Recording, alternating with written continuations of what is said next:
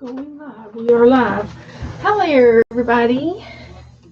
It's Saturday night, April the 25th. This is going to be a live arts and crafts show tonight, a live stream. And if you're watching this at a later time and you want to zip through the boring parts to get through the good parts, I invite you to do so. In the meantime, I am going to be chatting with the people in the chat room and interacting with them. So we'll be going back and forth and having a good time, and we're going to have a good time because that's what we like to do. Good time. Oops. Because that's what we like to do. Good time. Oops. Echo, echo, echo. I always do that. Hi, Teresa. I see you're using your type-ish tonight. Mm-hmm. Hi, Giovanna. Hi, Janet. Hi, guys. Here we are. Ta-da! Here we are. I'm still cleaning up from the last time we streamed. I swear, I can't seem to keep up with myself. Hi, Sharon. I got your butterfly Happy Mail, Sharon. Thank you. We're going to do something with it too. Yep. So anyway, I've got my pistachio, my Picasso book. I keep wanting to say pistachio. Why do I do that? Does anybody know why I want to say that? My brain. The words are too close together in my brain. Hi, Janet. Thank you, Janet. That's nice of you. And I do need to doodle. I'm on just a few minutes early, so we can goof off and do something that we don't normally do.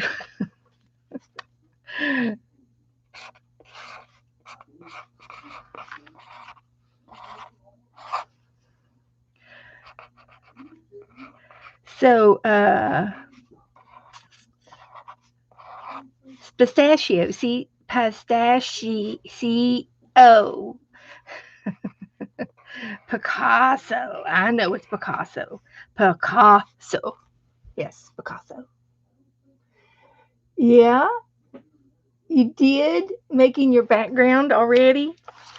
I don't know if I did or not. I think I did. I was going to play with Mary last night, and she went on and on and on. And I painted this and I painted this, and I had it all dried, and I got so tired I had to go to bed because I'm an hour after her. I'm an hour or earlier than her, so it was like after midnight when she started her game.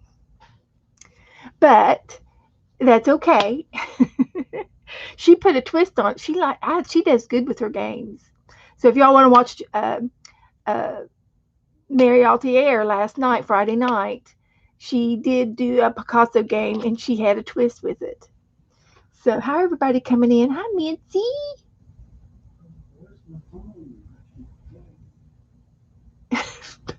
Ice cream. Yeah, you can't eat Picasso ice cream. You have to have pistachio ice cream. That might be it, Janet. Hi, Violet. So, anyway, I am ready to do. We're going to do this in just a minute, but I'm going to wait till 7 o'clock because um, that's when I usually come on, and somebody might come in and want to play. And a lot of y'all been playing along, so I'm going to wait just a few minutes, and I'll open up my Happy Mail first. How about Bam apples or pistachios? Pistachios. Pistachios is a mixture of Picassos and pistachios. It's pistachios. Oh my gosh. I've done it. I've done it, girls. I've ruined my brain. My brain will never get the two separated again. They're going to be pistachios from now on. I'm so sorry. So sorry. So sorry. So sorry. Okay. Oh. Sharon Lombard sent me some Happy Mail this week, yesterday, and And I'm really surprised that it got to me in one piece because it had a great big old hole in the side. So it pays to put your things in baggies. But it did get here, and I believe I got 99% of it. I don't think any of it fell out. But if anything did fall out, I'm certainly not going to miss it because she sent me so many nice things in here. Um, it doesn't matter. It doesn't matter. I got a lot. I got a lot. And I hope that whoever gets a little tiny butterfly in the post office is blessed. I just hope they're just blessed and blessed and blessed. That's what I hope. So anyway, Sharon sent me some butterflies for my butterfly book. See the butterfly book? This was given to me by Joyce Boring, and she'll be here in a minute if she's not here yet. And she gave me this a couple of years ago before I started streaming because we were pen pals. Okay, so she said that she wanted to start a butterfly book, and I said, one day I said, oh, I've got your book. I've got her book. So I said, this is going to be my butterfly book because I had never written in it and I never did anything in this book. And so this week I have been gluing down butterflies in this entire book. And Cheryl's already given me a poem, and I've added a few little snippets in here. And some of these decorations were already in the book that Joyce made me. So anyway, I'm starting to add more butterflies to my book all the way through, and it's going to be my butterfly book. So whenever I find a butterfly, I get to put it in my book.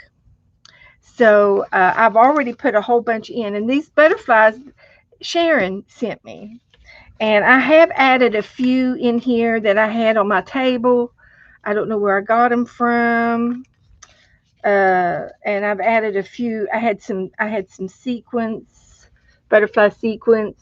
So I put some of them in my bag, in the little bag. So, uh, and then some buttons. And I cut the shank off of the back of the buttons with a pair of scissors, and they cut off real easy. Hi, Deborah. Hi, girls coming in. Hi, Joan. So, but anyway, these are all the little butterflies that I get to use in my butterfly book. So that's my goal. So I've already put some in today, but I can put another one in. I'll put a sticker in because that way I won't have to get the glue out.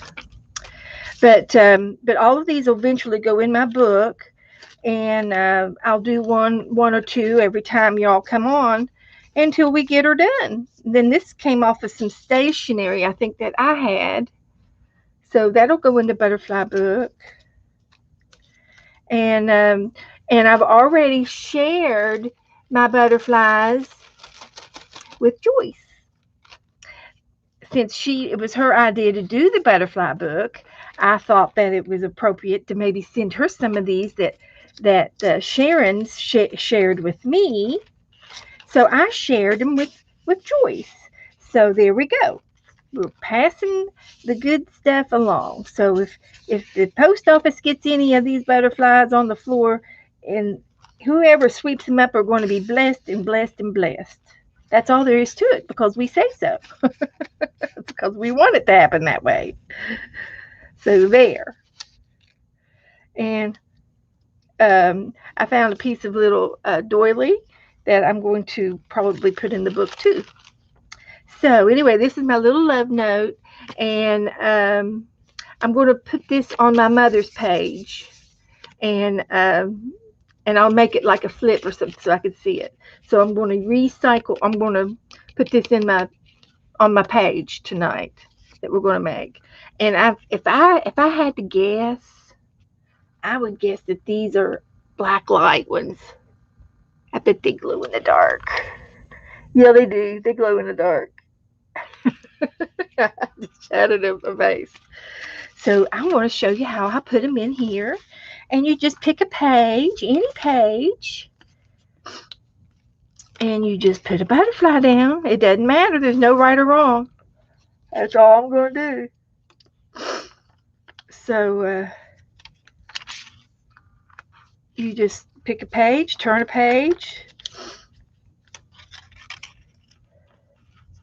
And on this page, I did a boo-boo, and I wrote in a magic marker, and it bled through. So I put a piece of pink fabric down, and it's a belly band. So we'll have to put something in here. We'll find something later on to put in there. We will.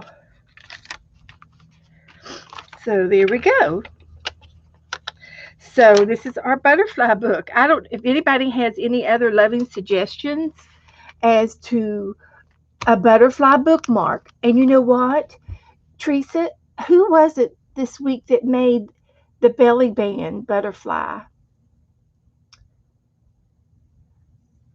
Somebody on our art group. They were, and I'm thinking that maybe you made one too, Teresa. And they made a butterfly, and in the middle was the belly band. It was you. Okay. So I thought, well, yeah, that would be good. I could make one of those. Hi, Deb. Hi, Debbie. Hi, honey. I was thinking about you the other day.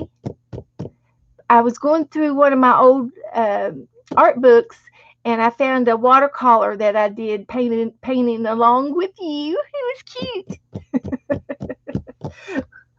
100 years ago. It was good. It was a good thing.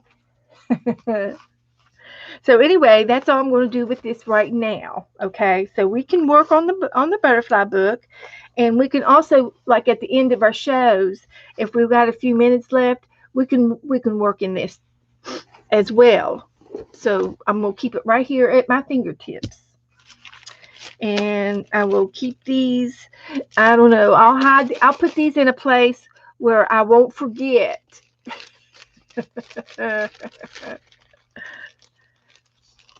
Are you teaching online, Deb? Are you schooling online? I have a niece that teaches math in middle school, and she teaches all her kids online. Yeah, I have to give her credit. She I know she does a good job. She said she really enjoys teaching to the kids who want to show up and come to class, even if they're in their pajamas.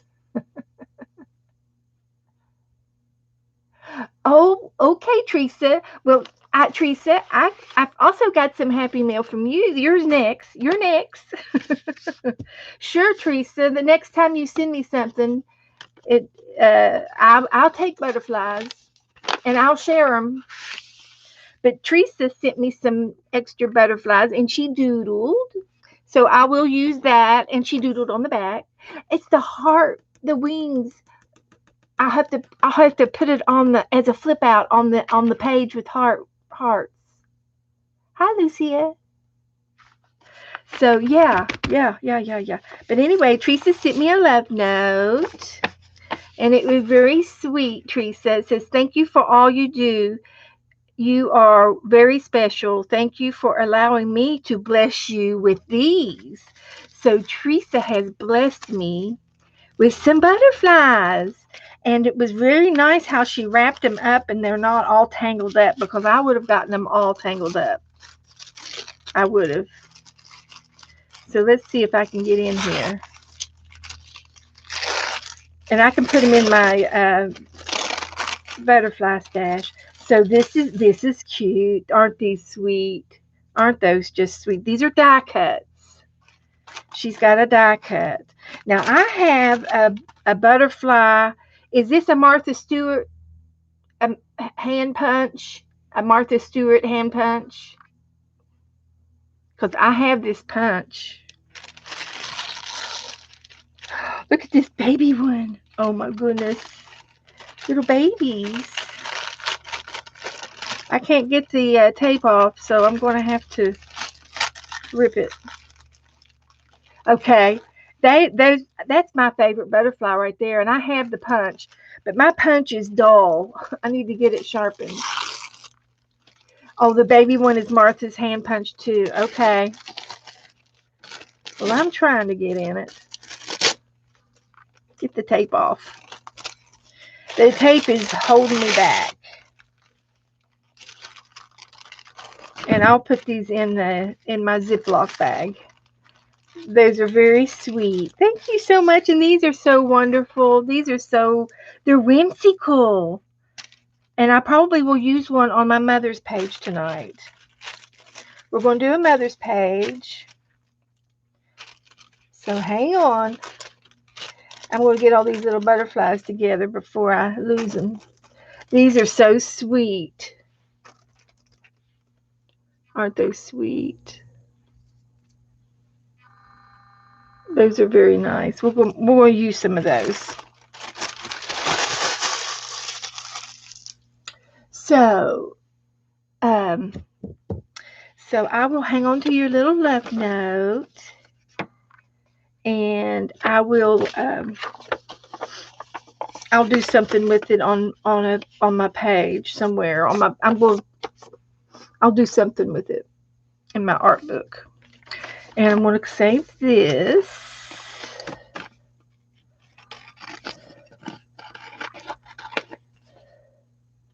And I think what I'll do, you know how it happens when I think. I get a wild hair and go crazy. I'm going to use my decorative scissors. Hi, everybody coming in. Hi, Joyce. I was just showing off that butterfly book. I've got new butterflies to put in it. And I've got you an envelope going out in the mail in the morning. I've got butterflies in all through my book. Look at all the butterflies. That's what I'm going to use it for, my butterfly book. So, yeah. And Teresa Church just sent me some more butterflies. And I mailed, Sharon Lombard sent me a whole bunch of them. And I sent you some of hers to share. So I'll be getting that in the mail in the morning. It's ready. It's already by the door. So I'm going to cut this heart out because it's very close. It looks so much like the heart that I painted. It goes with that. So I just like to do stuff. I just like to do it all. It's all fun. And then this little heart here, I think I'll use the regular scissors for him.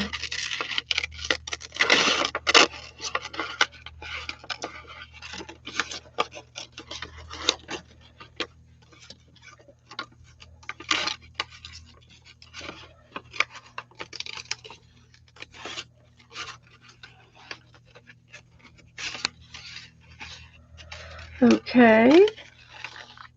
And in just a minute, we're going to start the Picasso, roll of Picasso. We're going to start it in just a minute. And there's a stamp. And I put it up here with my stamps. I save stamps. And I'm going to hang on to these. And I guess I'm just going to have to make a pocket for them. I'm just going to make a pocket. A temporary pocket. So this is how you make a temporary pocket.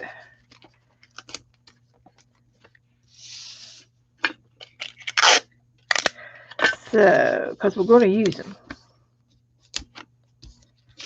So yeah, I got a little pocket right there. See, so we can use them here in just a minute. Yeah. Okay. So let's see, we did Teresa's and Sharon's. Okay. And then the next one I have is Happy Mail. Is from Teresa Peterman. And I am going to make a page. And Teresa, if you don't know Teresa Peterman, you need to send her find out. She's in my address book in front of my Happy my Facebook page group. She's in our mailing chain. And if you mail her something, she might mail you something back. And she mails me something every month. And this month she makes cards. And I love how she made this card. I know she did it all by hand. And you can see she's made the card, she's glued it onto the blue card, and then she signs it. So, oh, Cheryl's having a late dinner. She'll be here momentarily. And so anyway, Teresa, there's some fun foam on the back of this, and it makes it squishy. And then she did a embossing technique on the top of this black paper, and it's just so cute and pretty. It's just really pretty. So we're going to add this to my Happy Mail page too, and I usually use her envelope as a pocket, and I can take and add do something like this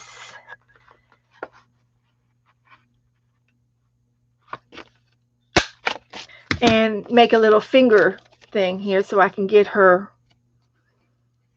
Happy Mail out, which is her letter. So so anyway, we're going to put that on a page. Did that. Moving right along. So all of this and this and this and this will go on a Happy Mail page. And we'll put it right there. So let's see. We want to find my paint along book and put this in it.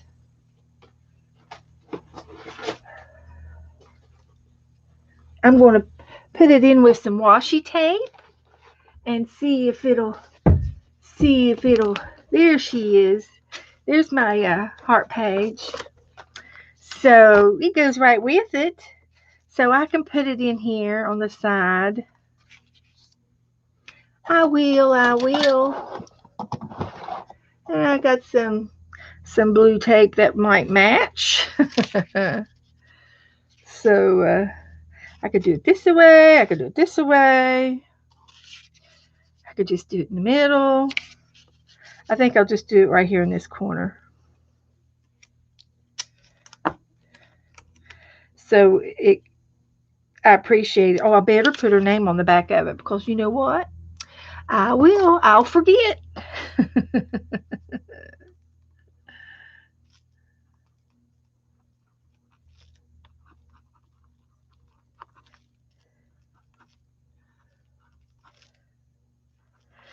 So there it is.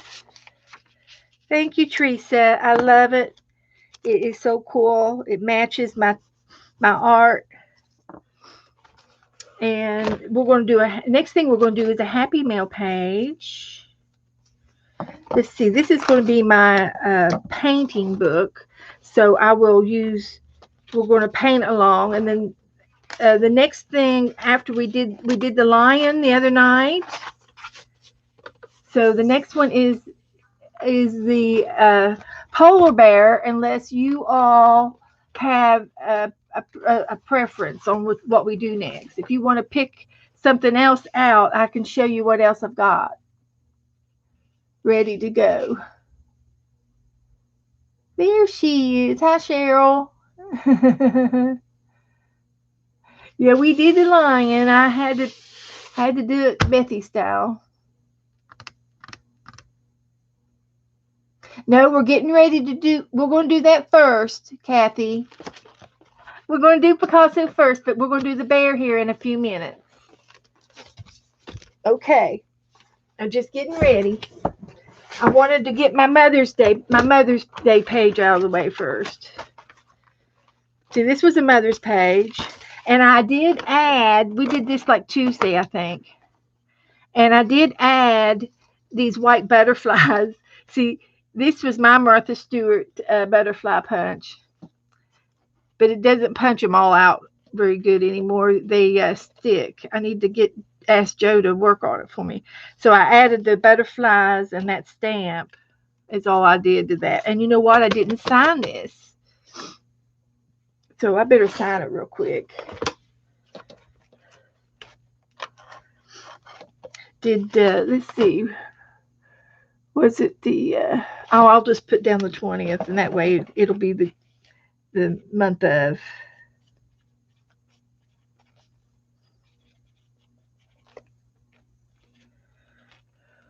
And this was some sympathy cards.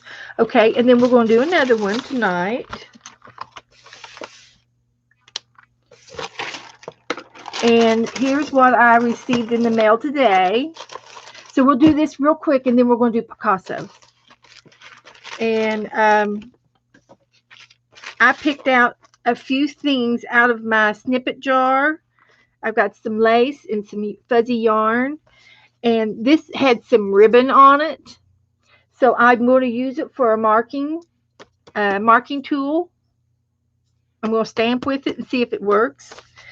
And I picked out this quote. I had a page of quotes over here. It says, "I am protected in love and kindness during this difficult time." And I am.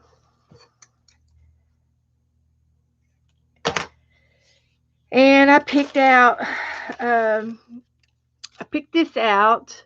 Love makes everything grow. And it's vellum, and it came out of the ephemera package of stuff that I had in my stash. And then I have a little house, and then I have a little lamb, and that reminds me of a verse I wanted to use, and I thought I would write the verse right here, and use this on my page. And then somewhere I thought, well, I had some green yarn, so I thought I would make some grass with some hearts growing in the grass like clover. That's what I thought. That's what I thought I would do. I would make some grass down here. And then I have a little bird, and he's cute. So that was that. But I also got in the mail a card from Darlene, which is Dar, and she's also called Cheshire Cat. And she sent me a sympathy card. And she says, just please accept my deepest condolences. I'm sorry for the loss of your mother. So I thought, well, I would put her on the page. I don't know that I need the envelope. And then I got another one from Lori Loves Montana. And she comes in sometimes, a lot. She might be here. And I got a beautiful little card from her. And I love the way the edges are deckled. They're soft. But our mothers teach us to love, to see beauty, to take our place in the world and bloom there. And isn't that true? And it has a butterfly on it. I'm not going to put it in my butterfly book. It's going to go on my page tonight. And she wrote me a little love note on the inside. So that's really sweet, Lori, and I love it. I do love it. So I'm going to put it on a page too. So with my other things. So let's get some color down real quick and get a move on so we can go see Mr. Pistachio Picasso. I've made up a name for him. Heavens to Betsy. So I think I'm going to go with a light blue for sky. And I'm going to go with just a little bit of gesso. Not a lot, but a little bit. Always put down too much.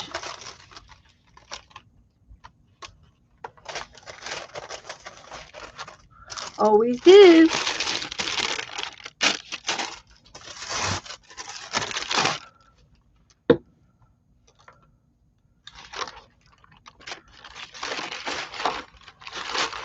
Just for a minute here.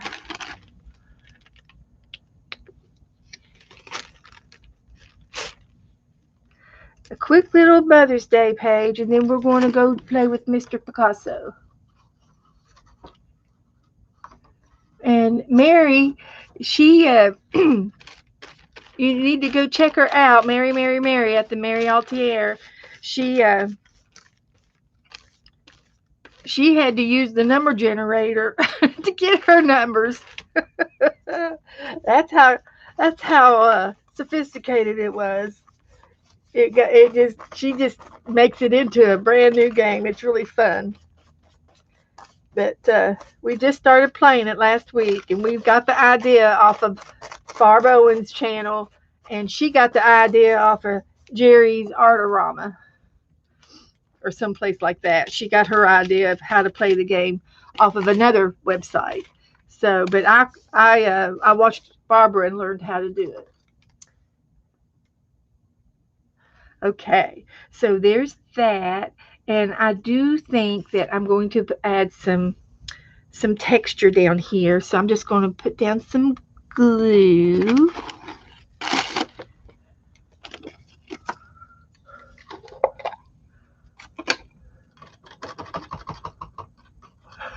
Sophisticated. You think it was sophisticated?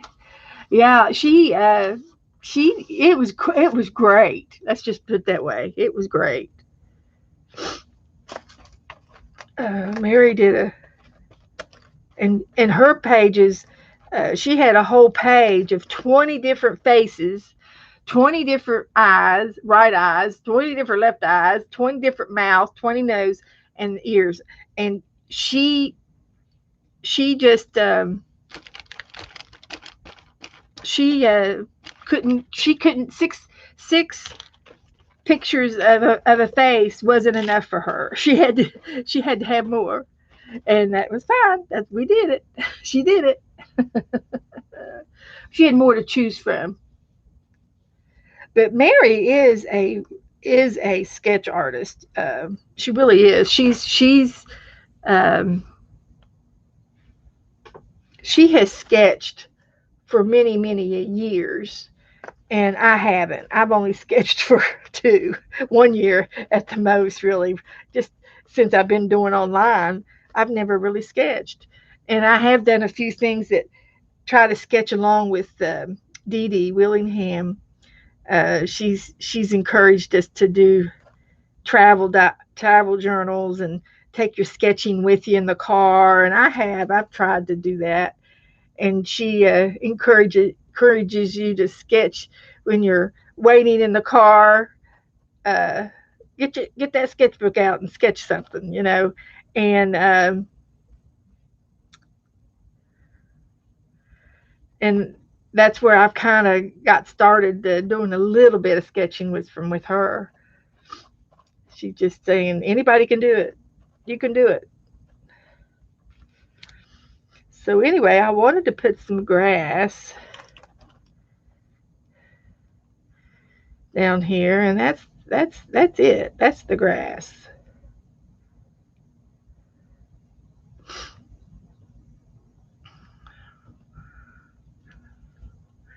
It doesn't want to stay, so I'll just put a little bit more glue down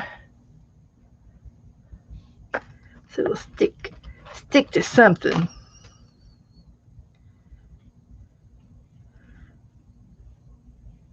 And I have no idea what I'm doing.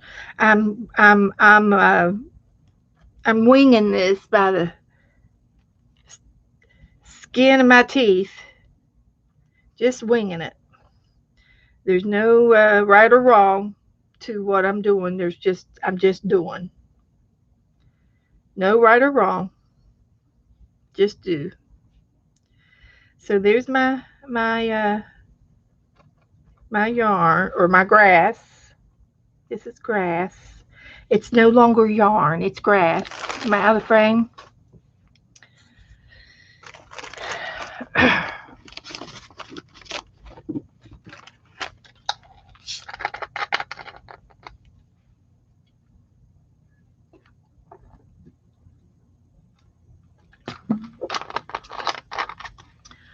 No, you wouldn't want to sketch a Walmart, but there might be a tree or maybe people. You might want to try to sketch people as they walk by. But there's lots of things in the parking lot that you can sketch, and you might find something in your car.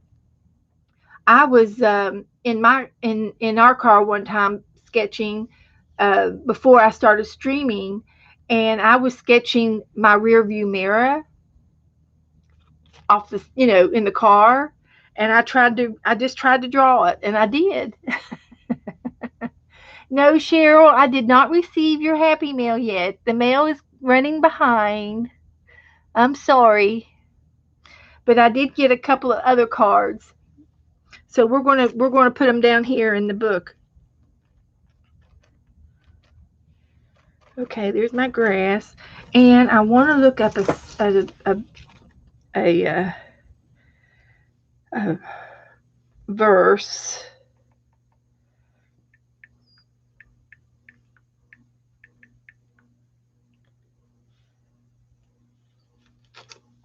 And I want to write that down in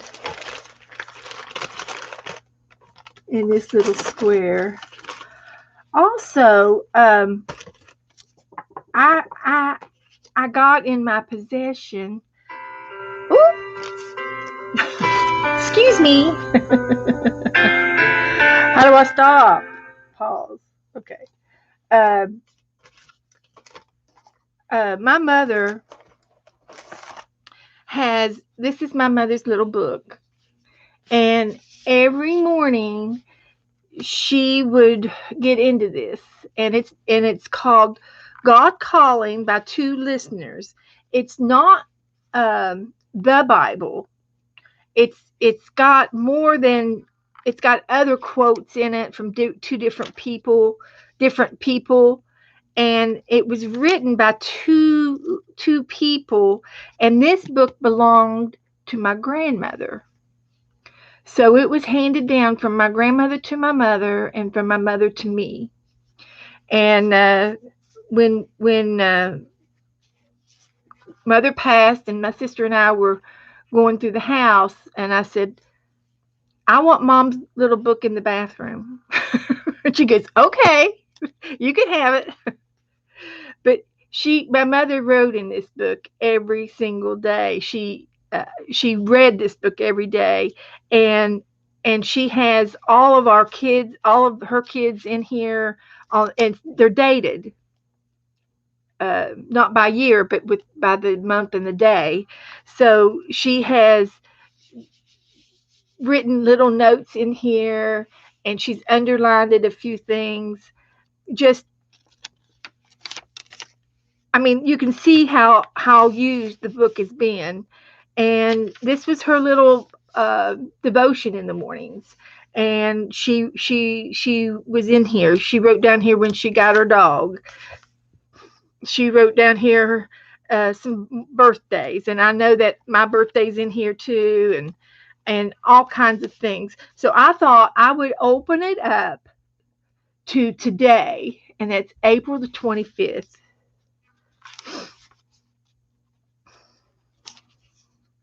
And just see what today says.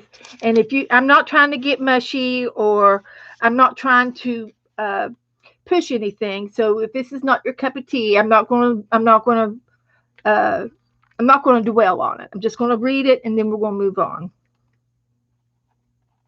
And I'll tell you what I'll do. I'll just read what my mother has underlined.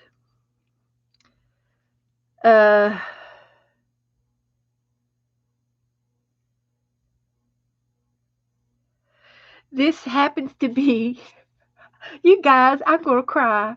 This April the 25th is, she's got on here Mother's Birthday. This was my grandmother's book, and my mother wrote down Mother's Birthday, 1911 to 2002.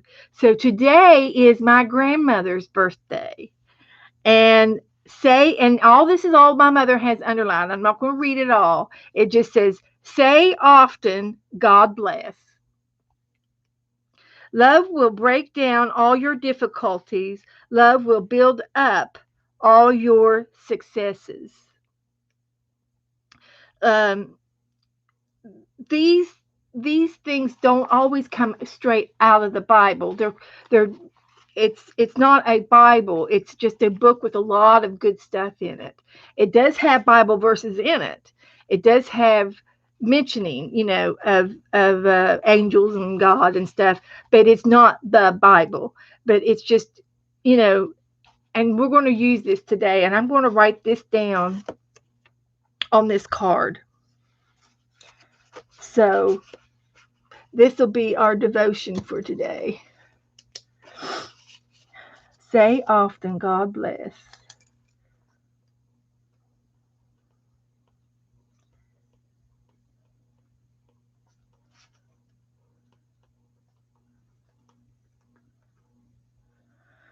We can do that. Love.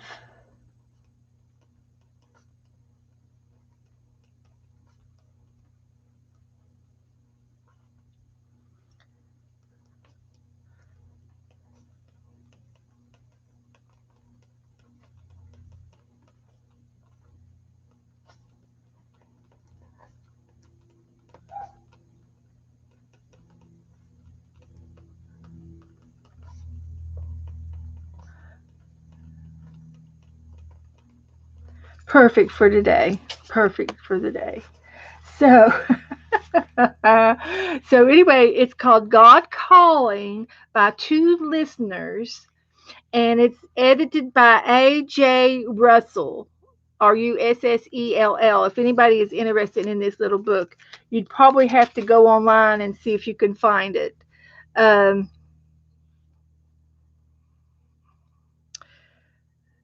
the Drift is God's Gift by two listeners. 320,000. 1953. The first edition was 1935 at 5,000 copies. And it goes all the way down to the 31st edition is 1975. So they're still printing this book. So that's how popular it is. It's kind of interesting. But there's a little note in here that given it was given to my grandmother by her best friend. And it says, Blondel dear, which Blondel was my grandmother. My I love my book, God Calling, and want you to have a copy too. It starts and ends my day. All my love, Pauline. April of 1976. So my grandmother had this in 1976, and then my mother got it in 2002. So anyway, I'm going to try to maybe incorporate that in my Mother's Day page, since it was my mother's book. So I've got something here to put down. And now move a little faster, Beth. Move a little faster. I'm sorry. I got sidetracked. And then love makes everything grow, just like we were talking about love on the inspiration card. And I still have, and look, we've got grass growing and heart growing out of the grass. So isn't this appropriate? Love grows and the hearts are growing out of the grass. Wow, guys, I'm getting goosey bumps. And I am protected. We got to get this in here somehow.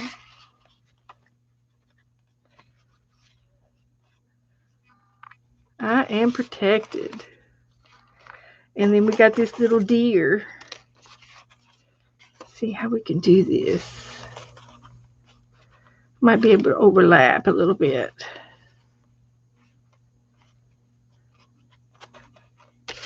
And put this little deer in here. Ta-da! And then I'll just do my two cards. I still have a few little extra things, but I don't have to use it all. I had some extra things. So we'll put this one here. My glue probably dried. And this one up here. So thank you, Darlene and Lori, for my beautiful cards. Okay, so we're done with this.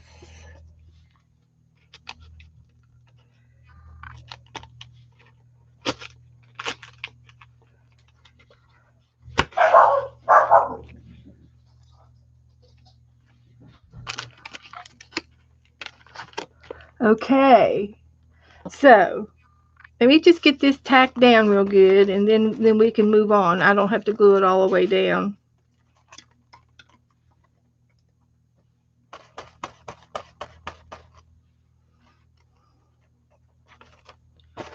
Is it your ball? Is it your ball? Well, hi, hon. Hi, honey. Hi. You want to tell the girls what Nora did today? Oh. Oh. She dug a hole about 1.5 to 2 foot down in the ground. Hi, Crafty Kitty. Almost big enough to get her She's all body dog. in. Abby, she could have all buried dog. Abby in it. Oh my gosh. Surely she wasn't going to try to bury her sister. I don't know. She sure was. She sure knows she was doing bad because she sure is awful antsy about me touching her. She thinks I'm gonna whip her. I ain't gonna whip you. I ain't gonna whip you, you know. Well, I know that when she came in the house, she came all the way back into the bedroom and curled up in her bed and put her head down. I said, "What have you done?" He's mad Dear at child. me, and he's really Dear mad, Mama. He child. hollered at me. He said, "Get out of there!" And this little sign over here, this love thing, is vellum, and it does not it's not water friendly at all. What's it made out of? Plastic? Well, vellum, real vellum, I don't know what artificial vellum is made out of, but it's made out of animal skin. Oh, that's why it's turned Hide. So I don't know how they make modern vellum, but I know that old-fashioned vellum that they used to write on for parchment paper, it's made out of the inside skin after the hide is removed from the skins of animals. Just saying. Don't shoot the banana player. Just telling you the message. Relaying the message. Okay, this is good. I'm going to let this dry. And I love it. So thank you for your patience. I spent a little bit extra time on that. And I didn't get to use my mark maker. Oh my gosh. What am I going to do now? What am I going to do? I got to try this new mark maker. It's a little round thing that held some ribbon, and it's cut out, and it's in cardboard. And I'm just going to see if it'll work.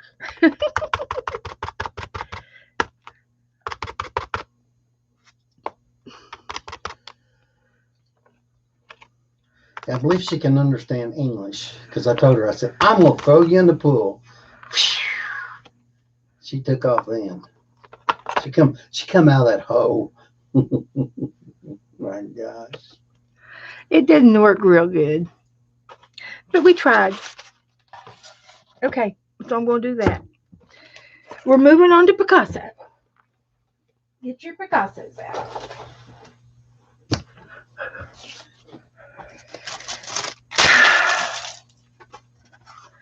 Okay, here we go. I need my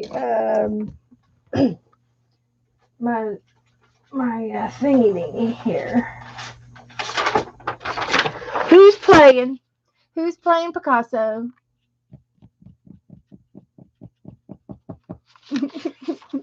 Yeah, Nora's in the doghouse again. She's in the doghouse. Well, she was just digging a hole. That's what dogs do. Not in the flyers. Okay, Cheryl, you can lurk, honey. I won't mind. I believe she was thinking she was on the outside of the fence because she was digging. Looked like to me she was. If she went any further, she'd be underneath the fence Yeah, she was digging with no place to go. with a few feet from the fence. She started. She started about a foot behind the fence. She's all puppy. Oh all my puppy. gosh! Okay, Kathy's playing. Here's the first row. I'm gonna call her backhoe. She looked Okay, like a Janet, backhoe. you enjoy. She looked like a backhoe throwing dirt. I swear I should have videoed. If I could have videoed. Was it like that, on a cartoon? Oh, just like a machine. She was throwing it out with every hand was. She throwed it 2-3 foot behind her because it was that soft dirt. Sand. We got a lot of sand. Yeah. Okay, here we go. The first row is 4. And we have what I call the Alfred Hitchcock face, which is a side view. So, let's see. What am I going to use tonight? Paint pens. Been into paint pens. I do have a couple of Posca pens and markers.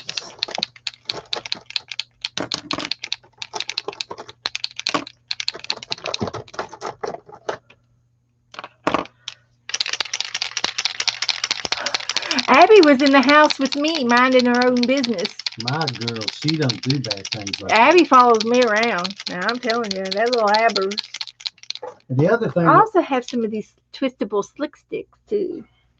the other thing that Let's try that one. kind of got me off guard there. She's got her a new ball. She's got a new white ball that I've never seen before in the yard. I think my slick stick dried out. Look at this old ball she's got. It's an old squeaky ball, but I think it might be the guys behind us because his dog's got a squeaky toy or had one. Well, I'm sure there's other dogs in the neighborhood. Yeah, but she was going to hide it in that hole. Well, I don't know. Where'd she get it from? You know how Abby hides her food with her nose. I know this is yours. Go get it. Go get it. I need to put a rope on it and tether it so you can smack it. Get it. Come on. No. Here, I ain't gonna take your bottle. Get your ball. Yeah. I'm sorry, but there's. Come on now. I apologize in advance right here. I'm going to have to work on that. Yeah, these slick sticks, this one's dried out. But what you do with them afterwards, you're supposed to be able to rub them with your finger. But I'm going to use a damp paintbrush, and it's water activated. Ooh.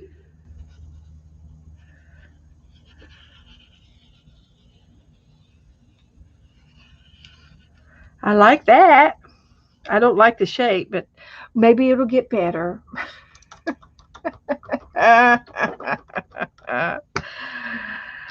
Maybe that'll be his ear. Don't know. I don't know. The profile of a gorilla. Mine has a pelican chin. Like a pelican. All right. Number 2 is 6. And this one is kind of like, it's just a simple little swirl of a C, but the top of the curl goes up inside. So it's kind of a fancy C, or maybe a cursive E. It could be a cursive E. Let's see what I want to do now. And this represents the first eye. And I'm going to try to put it right here where the ear goes. And there's kind of a dot. It starts with a dot.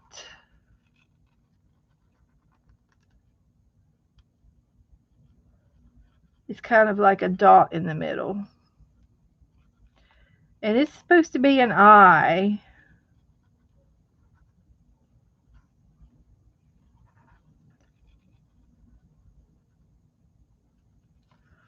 So there's my eye.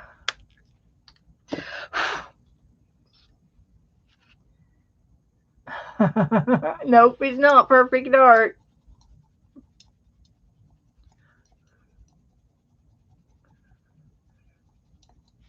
Okay, the second eye is 6. And that's a comma that commas to the left. There's a dot and goes left.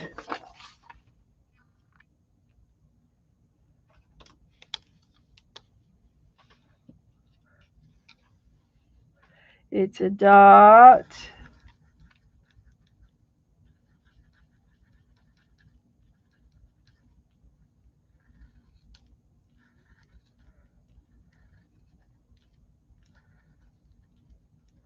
That goes left.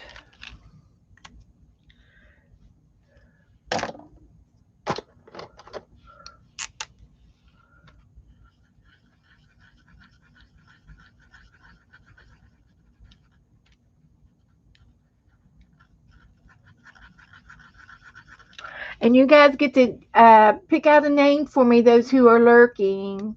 Y'all get to pick a name for me. Okay.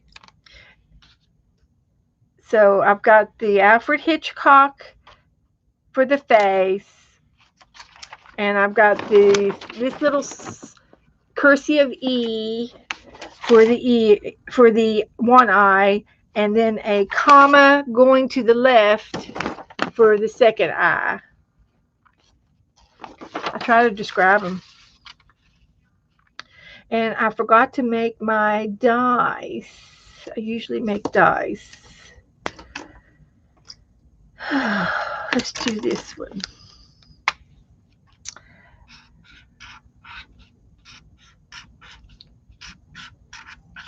So we had 4 and 6 and 6.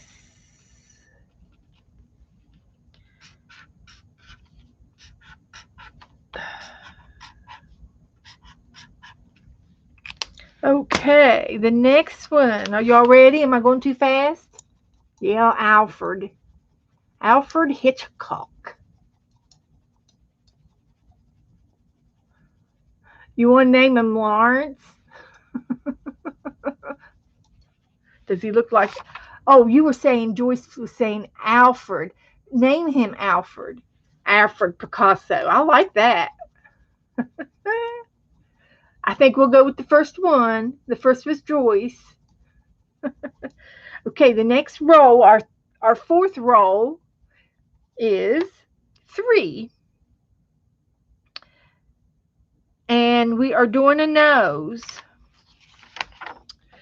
And this is a nose that is kind of like a V. Like a V with 2 dots on it, like a bird's beak. Kind of like a bird's beak. It's a sideways V with 2 nose.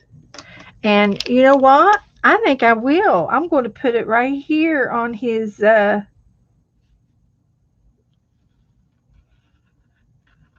nose. I'm just going to add to his nose.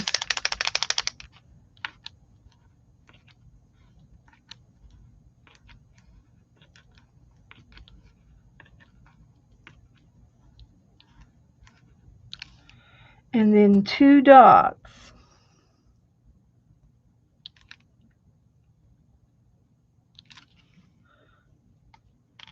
How about that? Hi, Suzanne. We're playing Picasso. We're going to name him Alfred.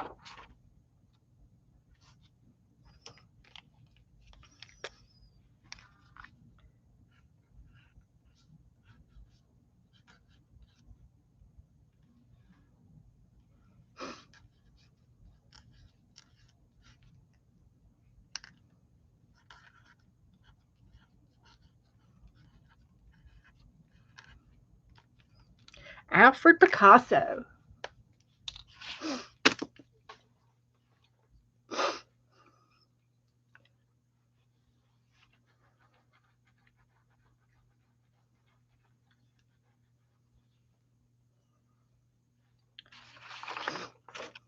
And I tell you, it helps a lot if you have your paper already prepped. We can play again if you want. We got to have some votes. So the next one is the mouth. Good, Cheryl. The next one is the mouth.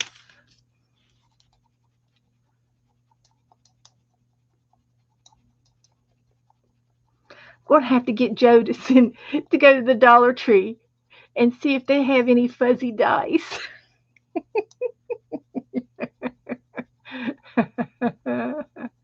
Okay. Kathy wants to do it again. I watched one of your videos this morning.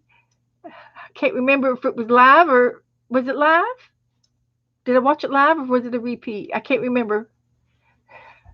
I've been here since almost the beginning, but I had to mute just when you started reading from Mom's book, Sister Called. Oh, well, you'll have to go back and listen to what I did, Suzanne. It was pretty heavy. It was really heavy. Heart. Yeah. So we'll be talking about it again. I'll talk about my book again. Okay, the next roll is 1. Whew. I never thought we'd ever get to the top of the page again. So, the mouth is just a simple mouth. I don't know how else to describe it except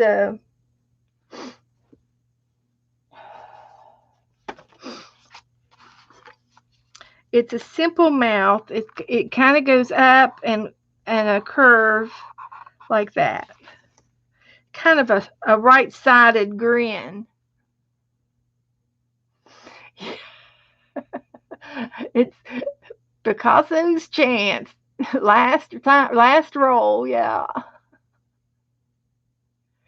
Yeah, it is, Suzanne. And this little book turned out to be my grandmother's book.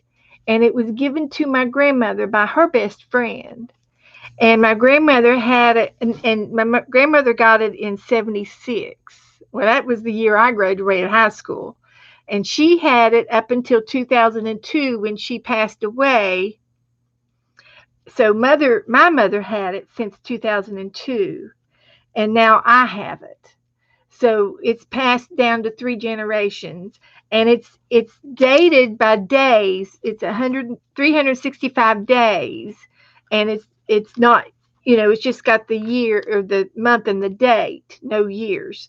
And it's been around since 35. It's been around since 1935, and it's been republished over and over and over. And back in 75, its world sales are over $500,000. So I don't know how much this little book originally cost and how much it costs now, but you can get it again. It's printed in Great Britain, in Glasgow, Scotland of Glasgow, and my mother has always valued this little book, and she's done many a devotion, and she has written all the way through it. My mother's handwriting is all over in this book, so it's going to be really fun for me to get in here and start doing everyday devotion. And today's devotion just happens to be my grandmother's birthday, Blondel, whom we called Mum, M-U-M. She's my mum. So Anyway, this book is a lot of sentimental value to me.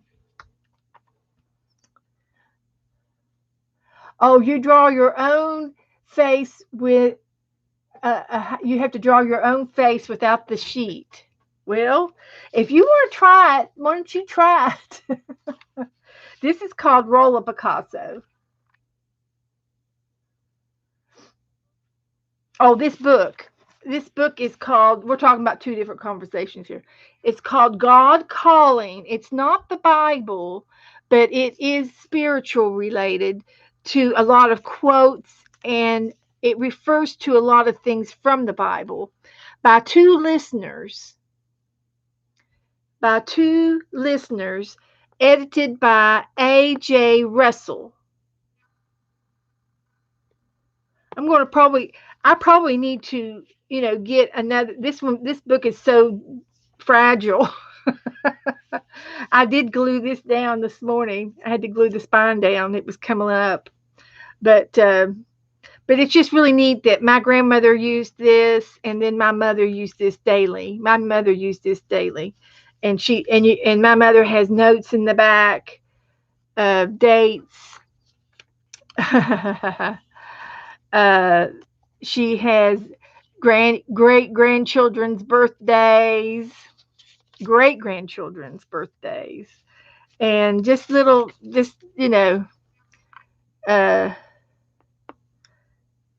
so anyway, that's this little book, and I'm sure there's more stories to it. Oh, it is? Well, then you were meant to hear it. Let me get this mouth on here. See, where am I going to put it?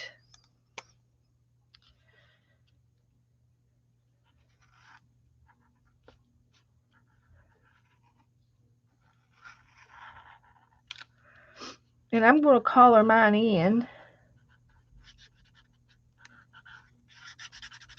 And there's my mouth. And I'm going to outline it.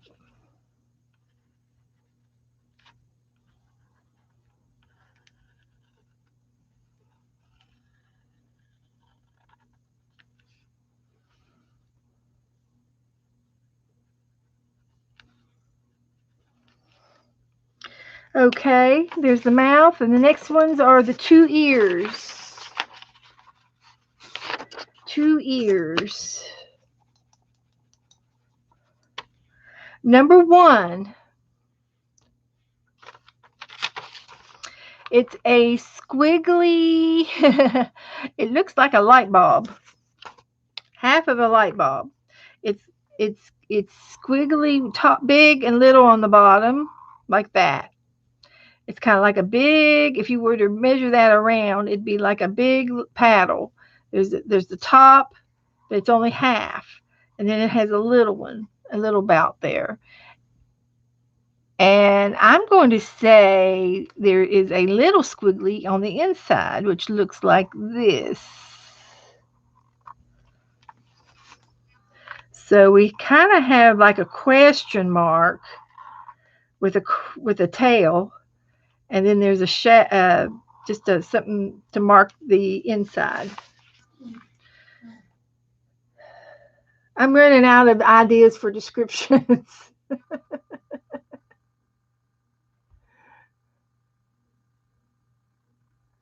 Well, if I roll the die, I won't need to roll the dice, and you can draw your own face.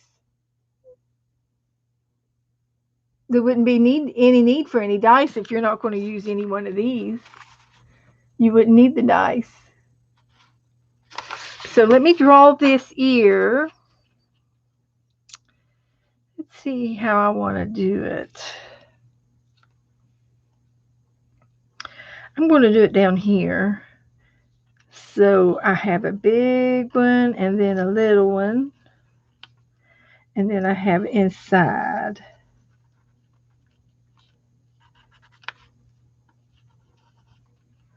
There's one.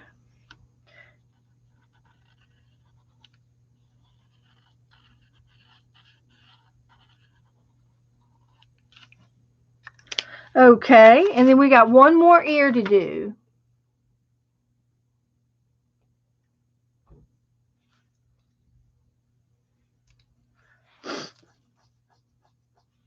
Okay, the next ear.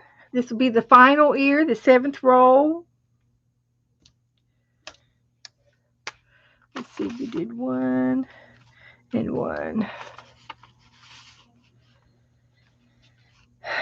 I missed one somewhere. We had a 3 in there. That was a 3. And the last roll is 2. And it's a C, letter C with a dash. It's a letter C with a dash. Like this. A C with a dash. That's a C with a dash.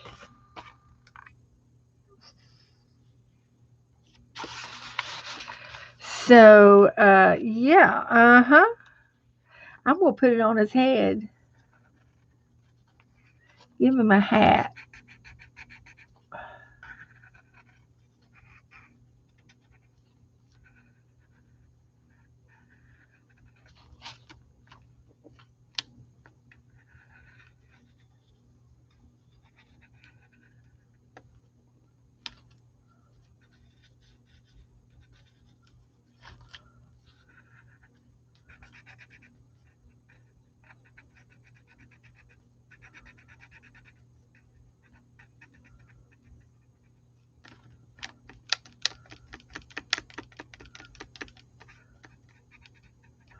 Okay, there's my Picasso.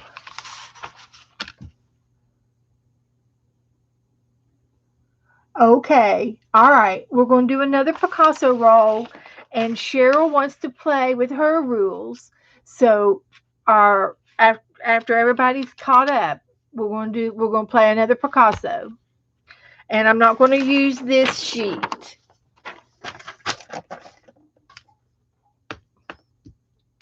Number 1 is the face. So we get to make a face. Freelance. I'm just going to make a face. Here's my face. It's a typical blockhead face.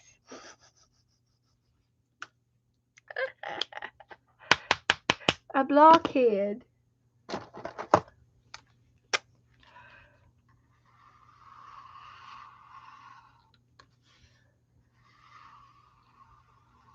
Here we go. Blockhead. Make up your own design for the face, the shape of the face. That's the first thing that came to my mind. I'm thinking outside of the box. Okay. Cheryl, have you got yours down? Okay. The next one is going to be an eye.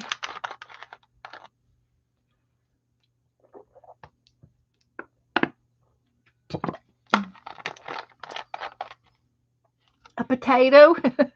Well, then it would be a potato head, Joyce. Oh, good, Suzanne. How much was it? Where did you get it from? Did you get it used? You know, the used bookstores have good prices. The second-hand books. The next one is an eye. So you get to do your eyes. I'm going to go ahead and make both of my eyes. And this is going to be one eye.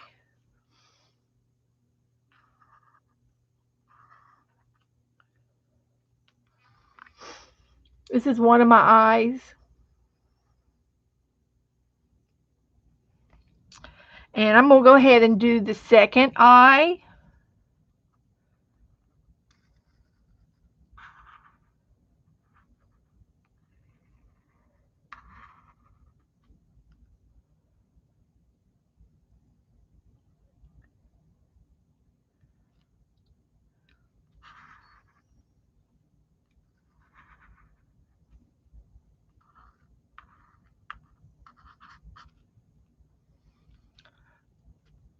and I did 2 eyes. Yeah, you're stretching now. I have no idea what I'm doing. I am Beth Picasso tonight. Beth Picasso.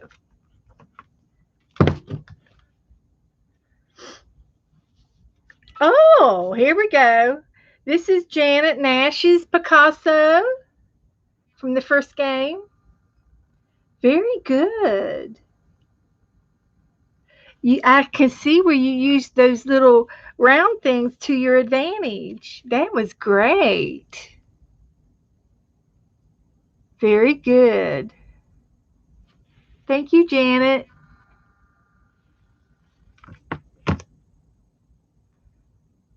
Okay, $8, and it's from the UK. Janet, did you hear where the book was from? Glasgow, Scotland. The book is from Glasgow, Scotland, is where they published it. Yeah, that was from her first one, and we're doing the second one now.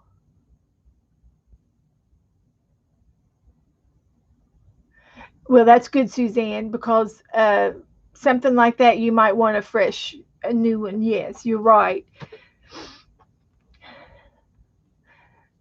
It's good to know that you've got it, Suzanne, because I don't know anybody else who has it. It'd have to be from my grandmother's era, you know. So cool. That is cool. I might have to, you know what? That might be something I can do.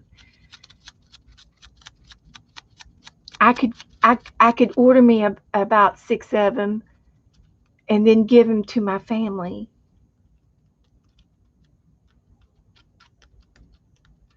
Yeah, that might be something I might do, and I can give one to because I know that they've all heard about the book from Mother, you know, from one story to another.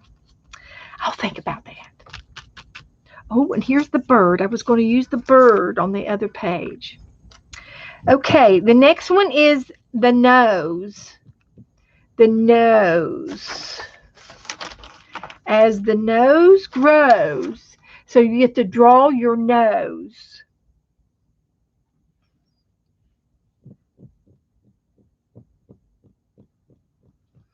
And we're not going to use anything that we've seen. So if we don't use anything that we've seen,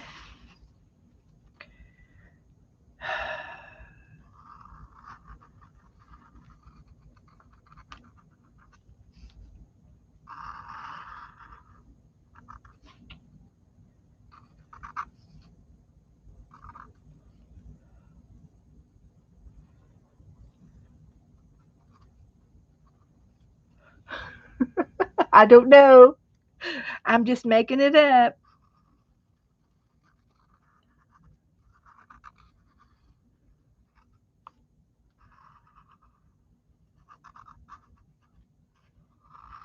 I've never drew a nose like this before ever in my life, and I've never seen one drawn like this in my life. So there we go. It's an original. It's an original Beth Picasso. Good night, Janet. Sleep well, sweetie.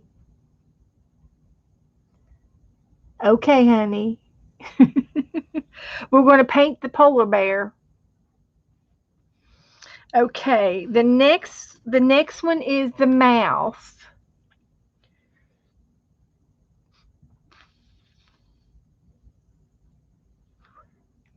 The next one is the mouth, and we like to make our mouths red for some reason.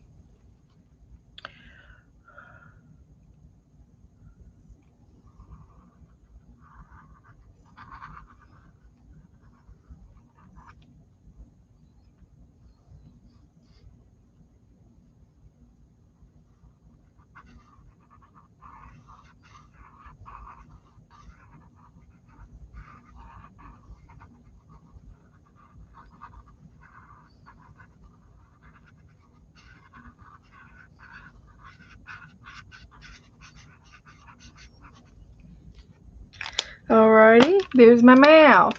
Good night, Teresa. Thanks, hon.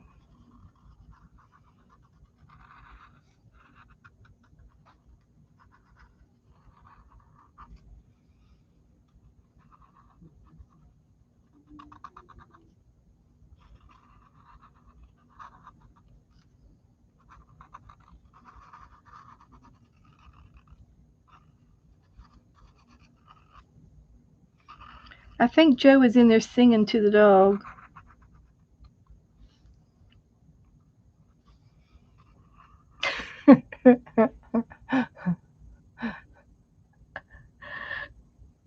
Okay. Cheryl, thank you, honey. I like it. I'm liking my Picasso. It is. We could just, yeah. It's good. It's all good. I got a new gold Sharpie ink pen. Joe bought it for me. See if I can get it open.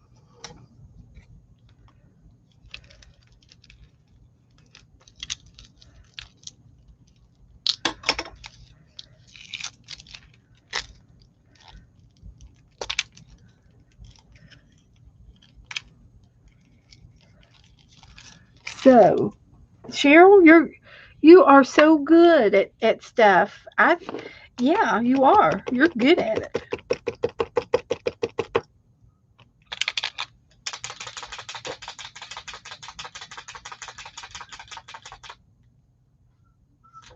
Can you put some alcohol in it? No,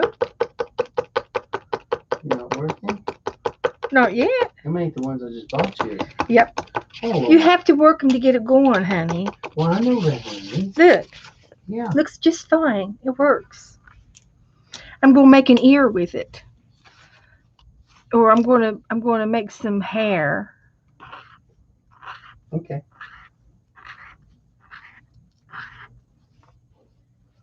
No, we're still trying to make up. She's licking my toe. Is she? Mhm. She trying to get back on the good side? Yeah, she knows I feed her. I cut her back.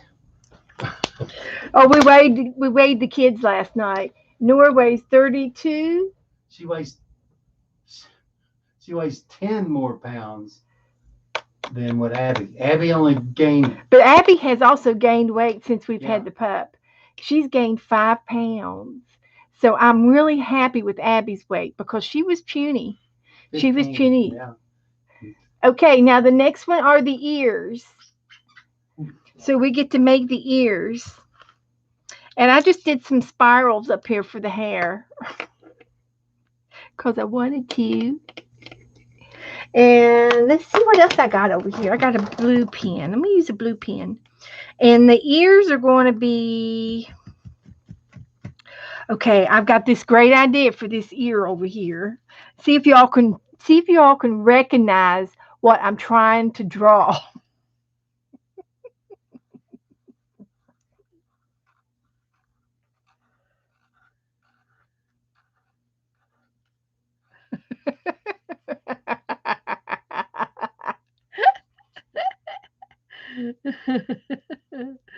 Oh, this is funny.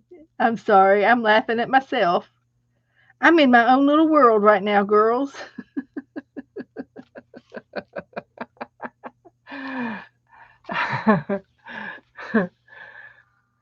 It's not what it looks like, but I was trying to make a cauliflower ear.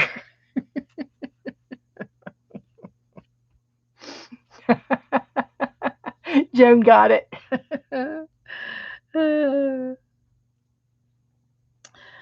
So, yeah, okay. And then another ear needs to go over here. I'm going to put it down here.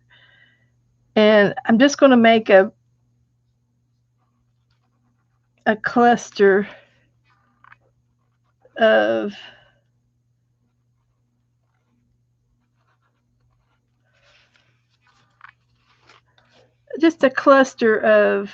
circles to represent that ear.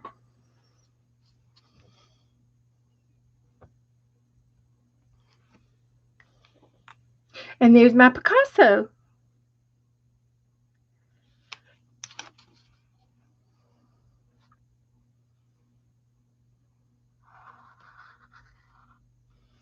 There. I made him smile. I had to make him smile. He looked like he was yelling at everybody.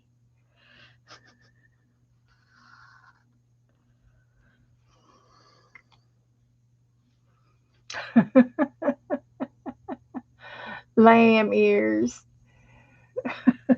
It does kind of look like the body of a lamb. Yeah, I know what you mean. Heavens to Betsy.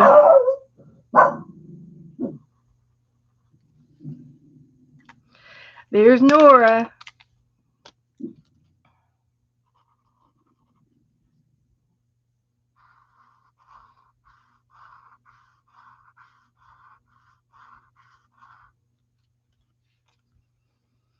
Just a few little accents there. So there's our new. Um, is this going to be my name? What are we going to name this blockhead Picasso? You all have to come up with the name. It's something deep in Beth's brain, Picasso. Oh,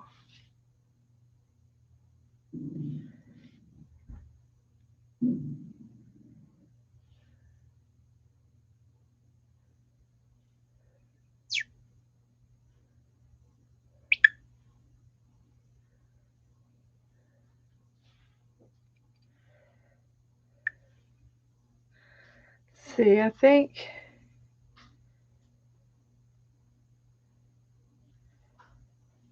Okay. Um,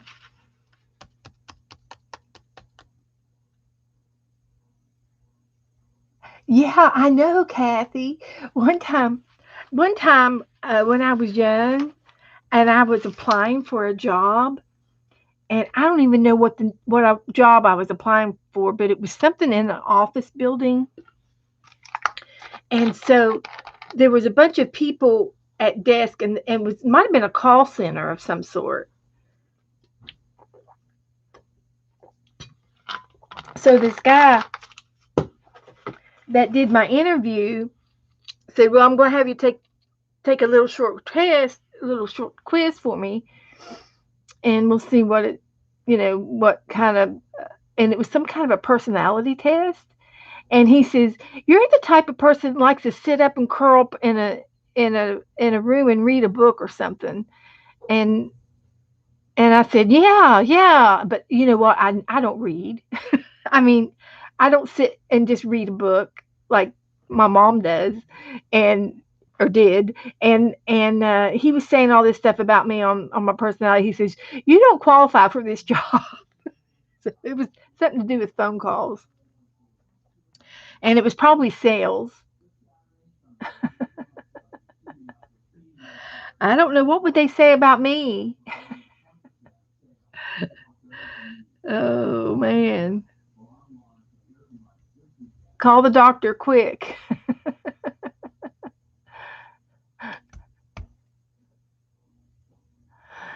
Nope, it wasn't hard at all. It was easy. It was fun. So what are we going to name Blockhead?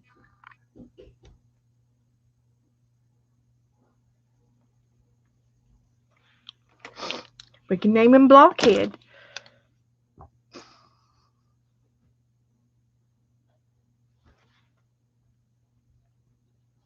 And now we're going to go straight into our uh, polar bear. I think I've done everything on my list.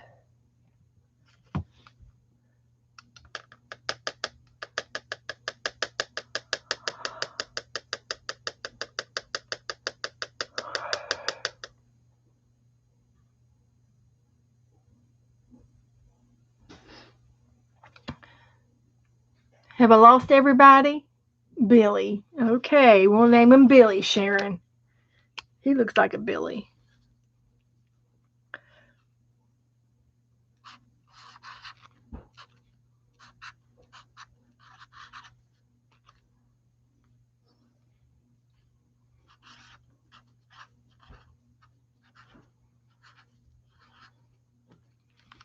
Here's Billy. Which way you going, Billy? I guess I could date these.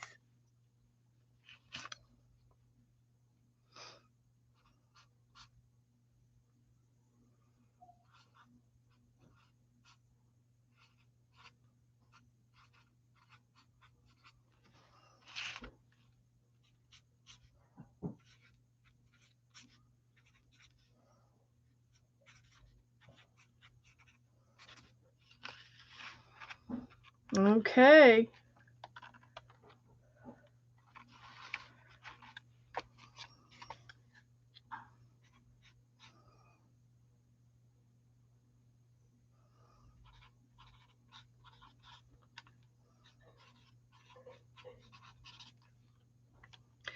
Okie dokie. Okay. All right. I'm going to go ahead and get my markers put away and get our polar bear out. We got a polar bear.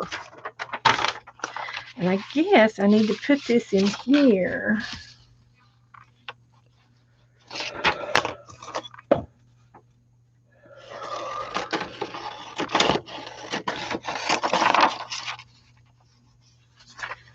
I will make a pocket. I will make a pocket to put that in. Or how about a belly band? Yeah.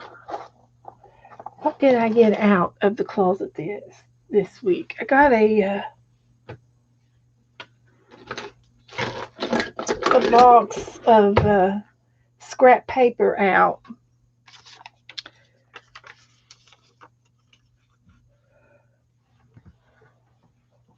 Let's see where it is.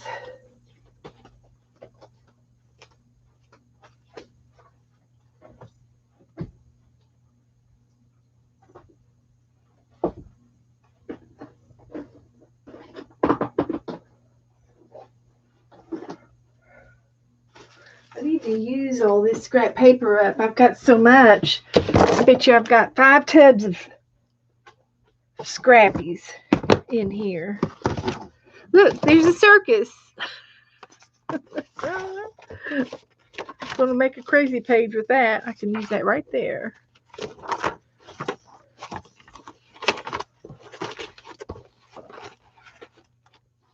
Red. Got all kinds of scrap paper in here.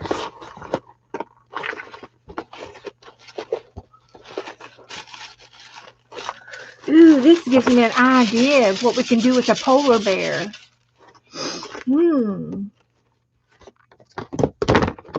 We'll see.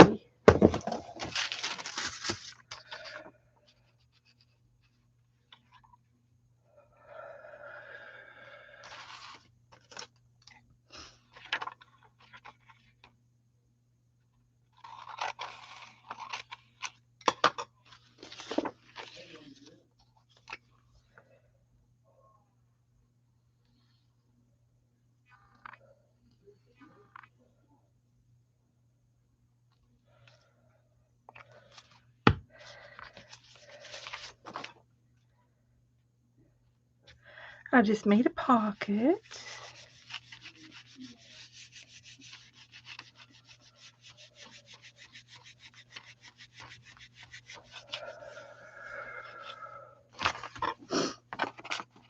And there we'll put our map in there. Okay.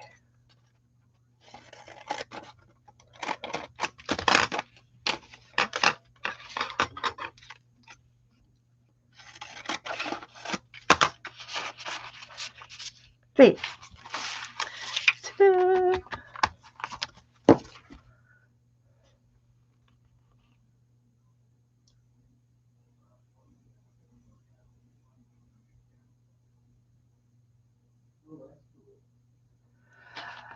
Excuse me, 2 dinosaurs are walking a black lab down your street. It's not Halloween, is it? Mitzi.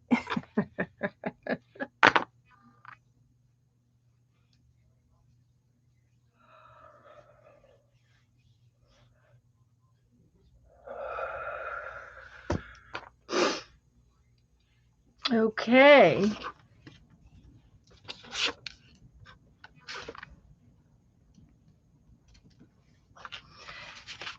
Uh,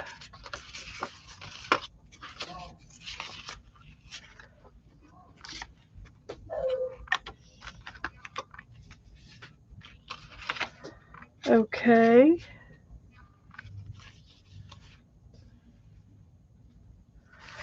Now let's see here. I'm going to put these markers away.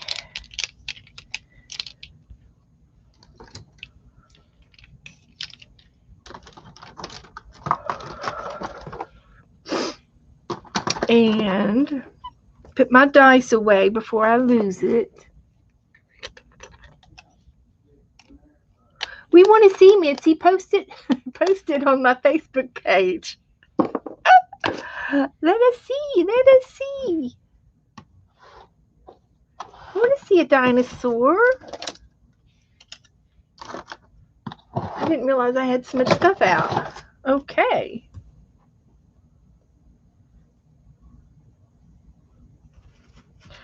Okay.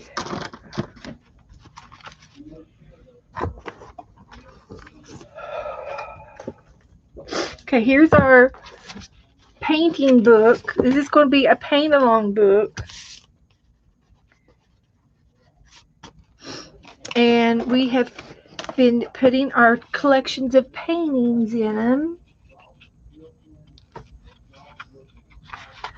So there was our tulips out of the painting party book. And this is out of the Natural Habitat Adventure book. We did the bears. We did a lion. And if you all don't care, we'll do the polar bear next.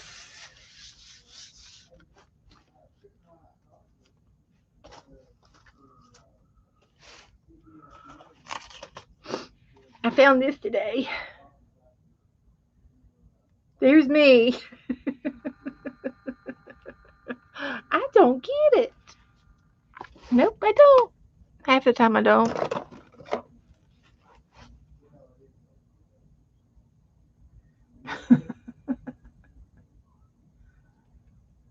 Okay, Mitzi.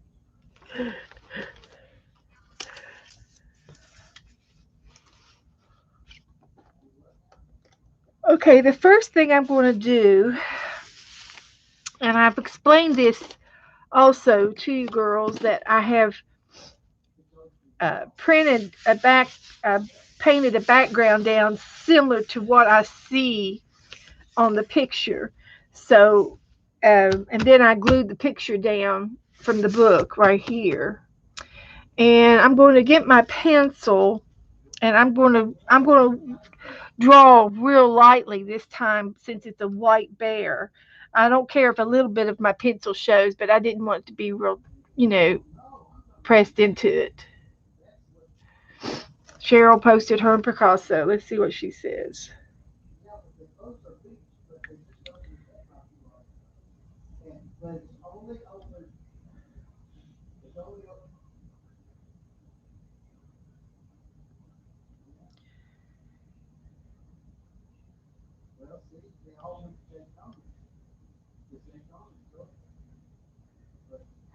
All right.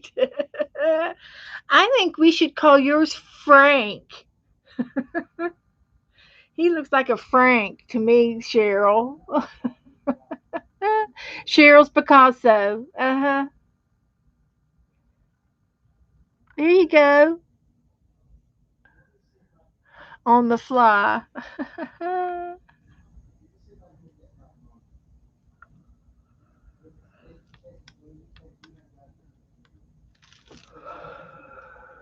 Frank. Yeah, he looks like Frank, all right. So anyway, I'm going to attempt to draw my polar bear. And then we're going to have to think of how we're going to color him to get him to look like that on here. And he's got a little bit of a yellow tinge or a rusty tinge on his fur, and and it might be just shadows coming up because the other outer part looks really snowy white, but you could still see the grain of his fur. So that's what I want to try to imitate. So I'm going to make his ear, make a little ear over here, and another little ear over here. And then I'm going to pick this part of his face, the first. He's got layers of of of his skin and fur, and it looks like there's one wave here and then another wave here, and then the back body. So I'm going to try to do that as well. So the head is just a little round head, but his ears are pretty pronounced. And then this will be the first part of his face. And then on his face, he's got a snout, and it is a wide snout with a mouth. And then above the snout is the nose.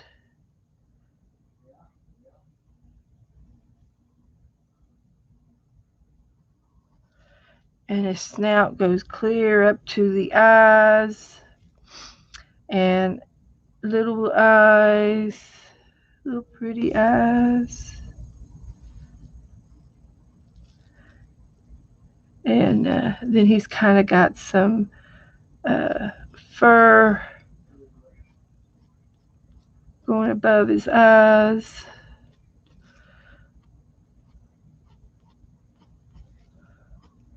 Like that. And just little tiny fur where you can see his fur. And I might have to just do that with this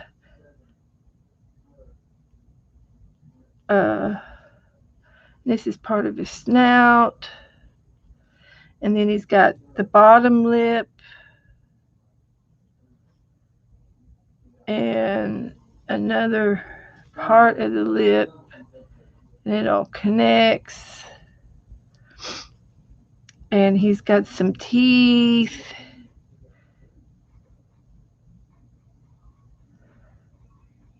Showing right there. And that's kind of what I see.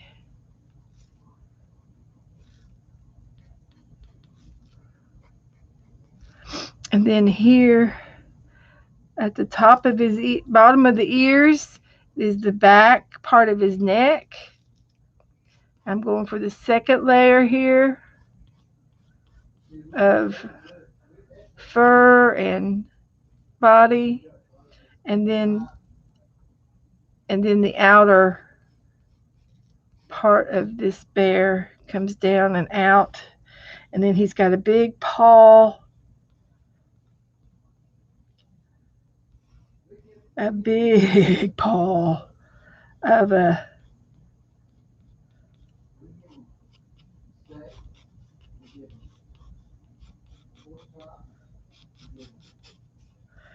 big paw right here. And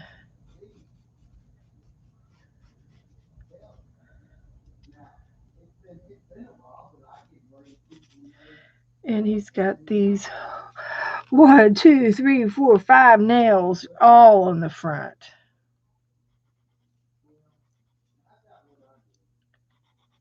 Coming out of the front.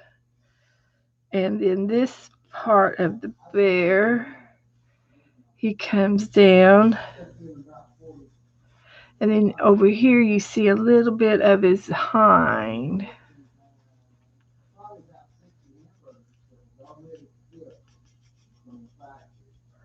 And then this paw is flat with its spikes on the ground. And it goes in like that.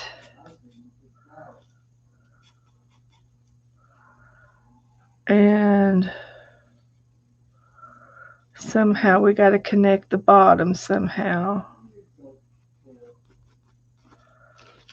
I don't know if you can see my sketching because I've sketched kind of light, but that's what I kind of see.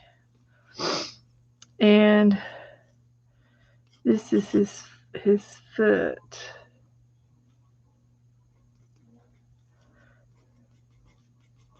And I'm going to have to master the art of texturing his hair as I paint. And it might be that if I do this underneath in pencil and paint it, just paint white on top of it, they might show through. Yeah, he eats good. Hi, Allie K.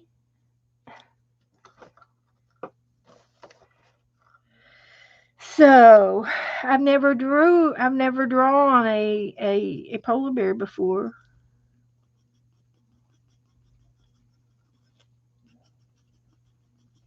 But I will probably go over top after I'm going to paint them white, and I'm sure that this blue will pop through too of the white, uh, of this white. I want to paint them the whitest white first, and then I'm going to put some kind of a yellow tint to the white.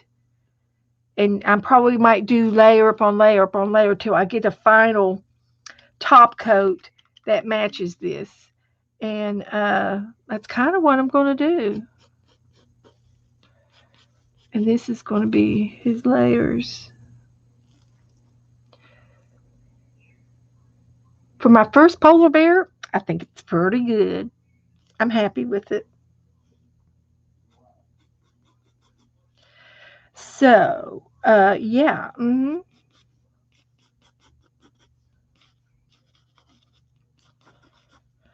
Now, let me get my palette plate out.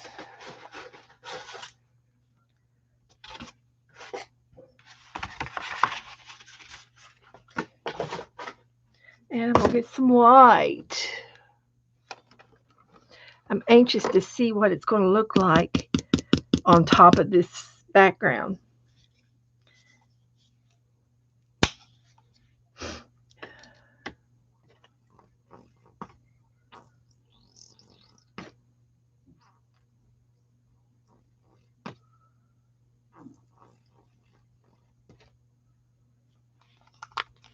Okay, let's see what we can do now with a paintbrush.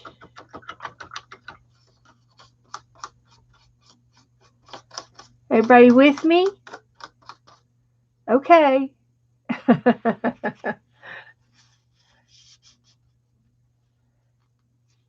I did make a post on my Facebook page for everybody watching. I'm trying to follow up on my crosses. I've mailed out 30 crosses already, and I've got 4 more here to go out. So if you have not received, I made a post. If you have not received your cross, you need to let me know. And I had a couple people ask about, and nobody else has requested one. So I am going to be making some more.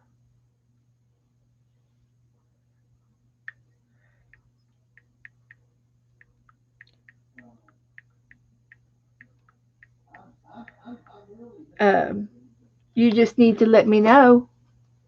I've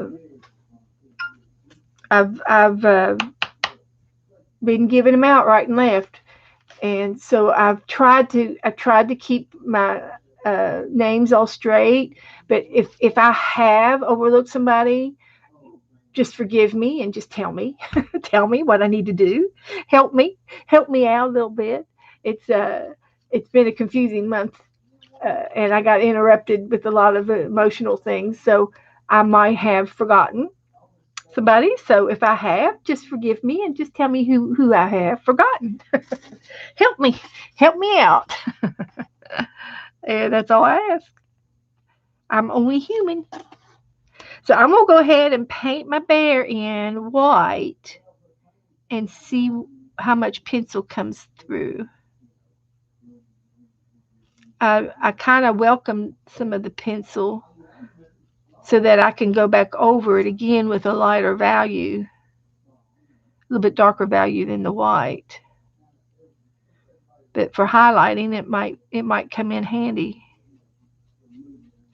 I'm not a professional painter by any means, and I'm just doing things in a crafty way,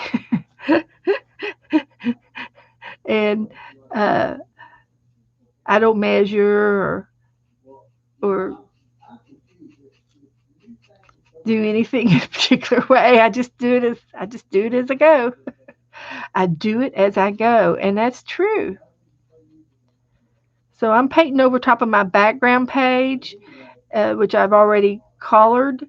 And a true artist probably would not have put all that background down yet. They would have painted the bear first. And I sort of understand why. But I have better luck in with my background looking better if I could just do my background first. Yes, Mary. I do think yours is in the mail, I believe, as we speak. Yes. You are in the second batch, and yours has been mailed.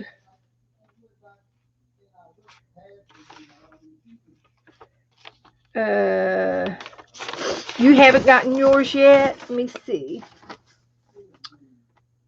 Pretty sure I had you down here. Okay. Um, okay, Mary. I have sent yours, and you have not gotten it yet. So go ahead and message me your address again to make sure I have it correct, if you don't mind, and I'll look at it after the show. Thank you, Mary. Allie, yours should be there this week sometime.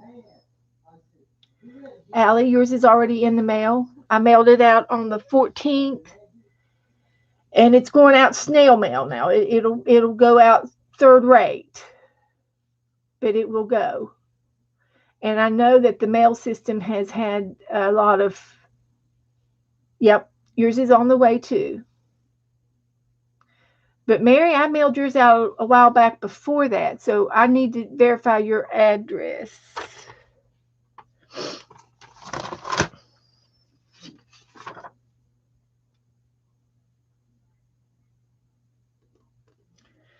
22973, is that correct, Mary, for your zip code? 22973.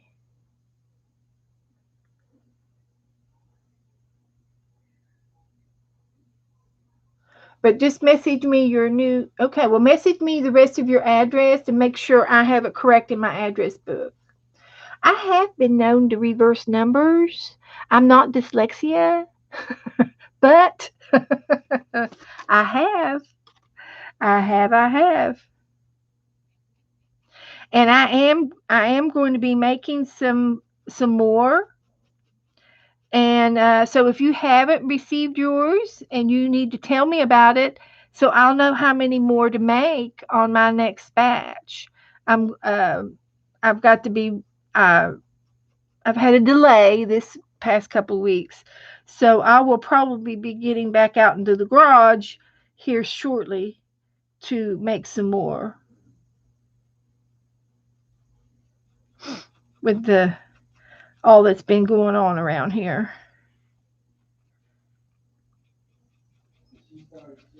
So I can see my pencil underneath this. So I'm going to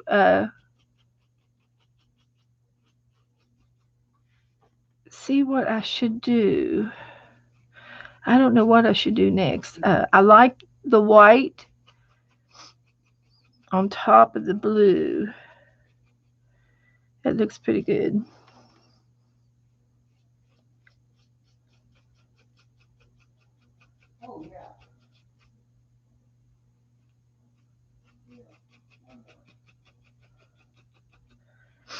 Yep, you have to help me out. If if you were if you haven't received it, then that's okay. Won't be a problem.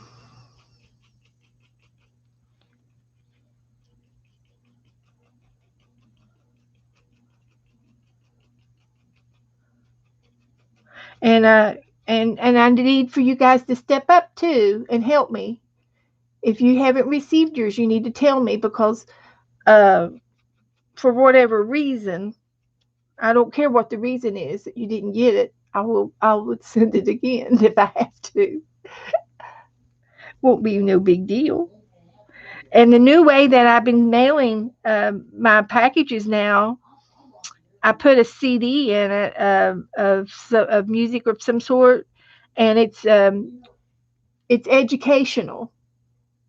So you have to. It's like music therapy and pottery therapy theory, and we're studying it. See, so the packages go out as educational, and they go out at half the price.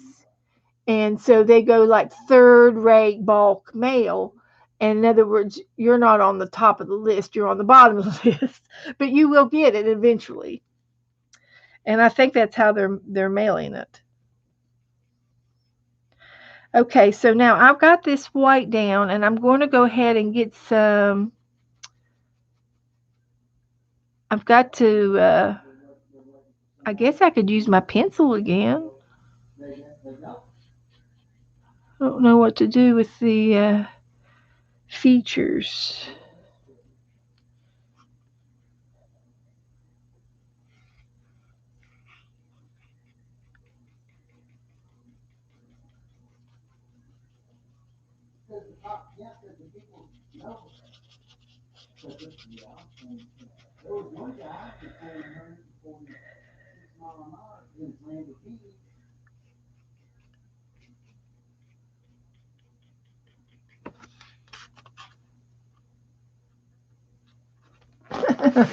Yeah, it's more like yeah, super snail slow. Yeah. Okay. Let's see here. Let's see. Message.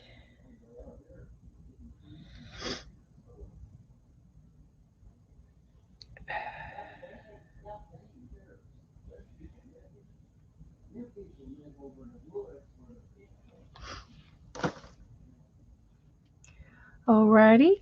So I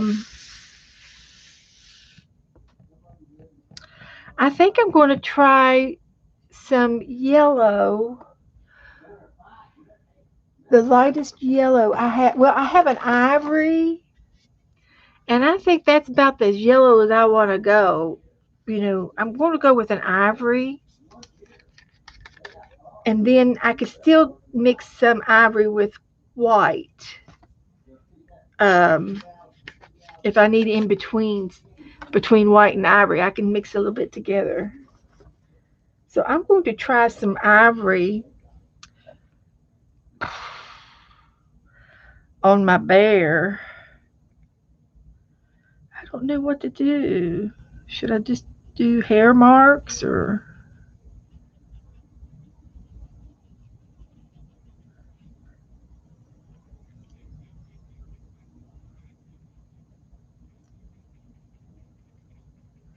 don't know.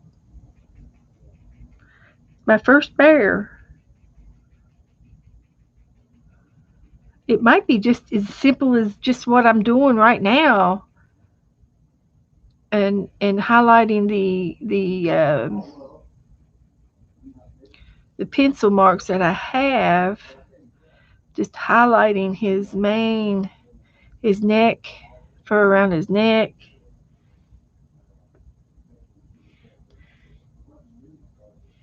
and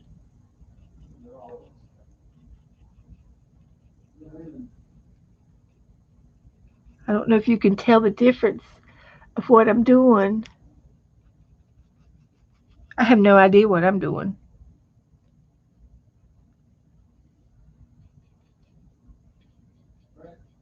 He's a bear.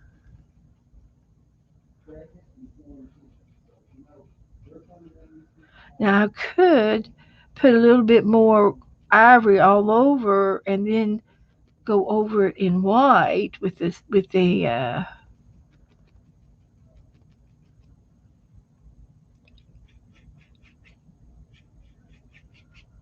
liner brush. See what I could do with a liner.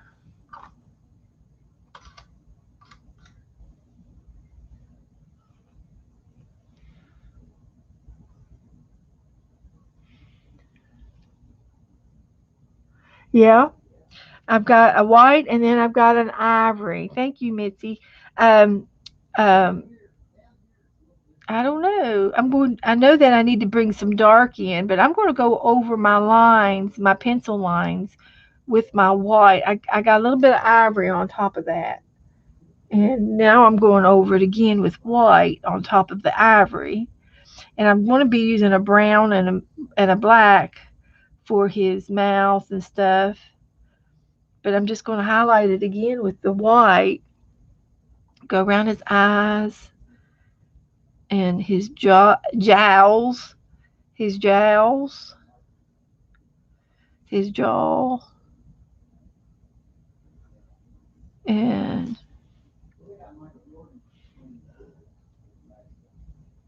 I will be doing some more on his ears.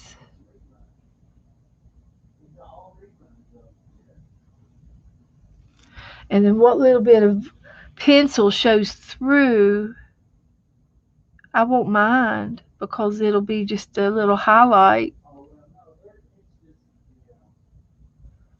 of the bear, so it shouldn't be too bad. It might make it look cool. So I'm just kind of like going over the pencil marks with my white liner. I'm just playing around till I find something that looks good, and if it looks good, I like it. I'm going to leave it. And if you all have any loving suggestions, please say something. I love loving suggestions.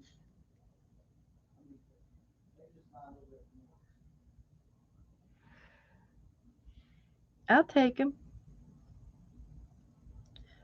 But really, it's not too hard once I started outlining it a little bit. Not too hard at all.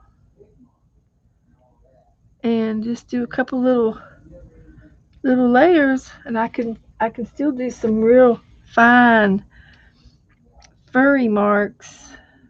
Comb his fur, and I think it'll look good. It might be a little tedious work to do the brushing, but I don't mind it at all. It's easy. If you can see what I'm doing right here, I'm making his fur go all in one direction, like it's been combed.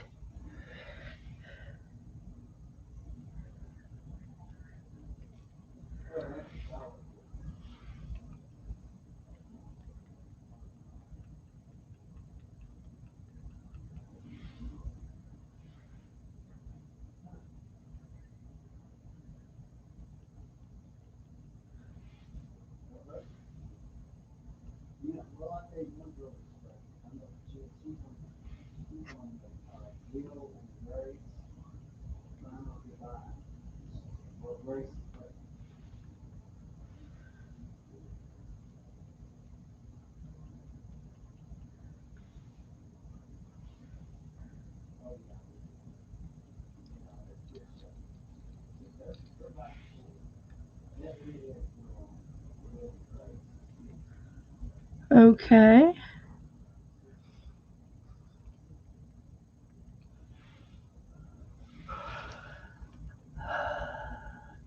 Oh, you can? Oh, okay. Okay. Um, Let me see if I can't show you a little bit what I'm doing. I know it's hard. I did a white, and then I put a little bit of ivory on top of the white. So I'm building my layers, and I'm trying to bring the bear to the front. And this bear is, you can see him, and I was hoping that my pencil marks would highlight him and bring him up forward. And I can see that I might need to put a little bit of gray around the edges. Maybe I need a little bit of gray to pop him forward. Oh, that's okay. Oh, okay. Okay, that's fine. That's fine. Um, but you're right. But I do need to maybe add a little gray to it. Can you see a little gray? A little gray in here when it gets to be the golden yellow. Yeah, and I'm hoping that that will be more ivory. Uh, uh, and maybe I need to put a little bit of yellow in the ivory. Okay, I'll try that around his frame and give him a grayish halo like. Good idea. Let's see what we got up here. Let's go to the paint store.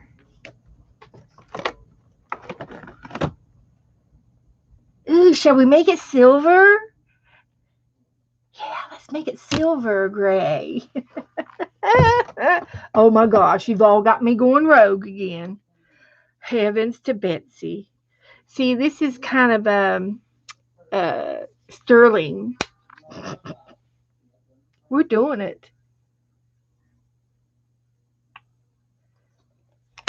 I don't know if it'll be sparkly or not.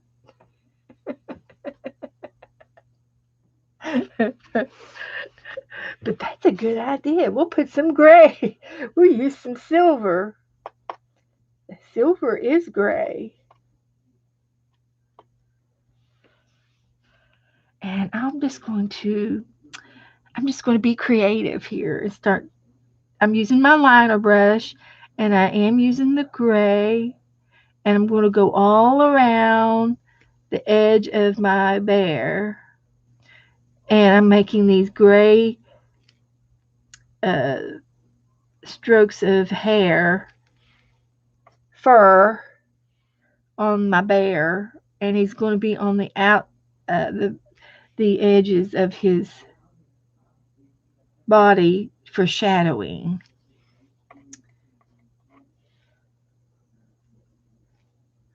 And I can also do it in the other markings of his. When you see you can see his paw here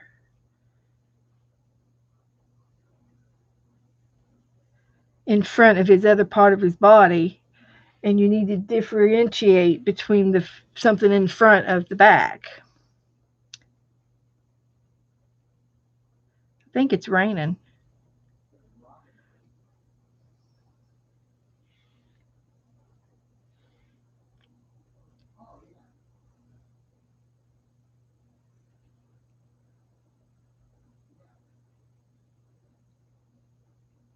So I'm just doing little wisps of fur. Then I get to do his ears.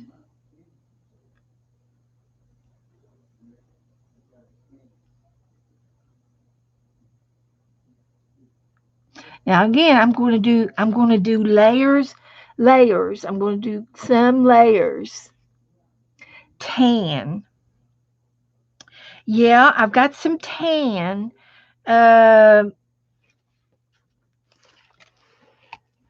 yeah, I understand. Um, I'm using the gray right now, the silver, and I'm going to do it around his snout, under his nose, and up on the top of his head, like the light is shining down, and his edges here and edges over here. I'm going to use the silver. I think my silver is going to help, and then I'm going to do white on top of it, and then I'm going to continue to get this golden, uh, using ivory and maybe some yellows. And I don't really see any tan. Maybe a little bit around his nose. Maybe he's got some tan brown, but his eyes are black, and his deep down in his ears are dark, and his bottom lip is dark. And I might turn his lip with a hint of red, black with red in it, to give it a rich, gum collar that looks like the inside of his mouth.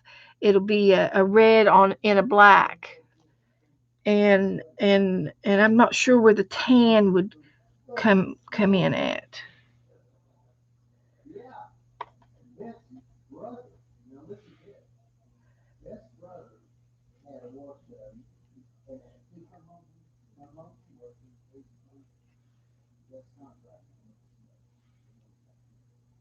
But I do like the silver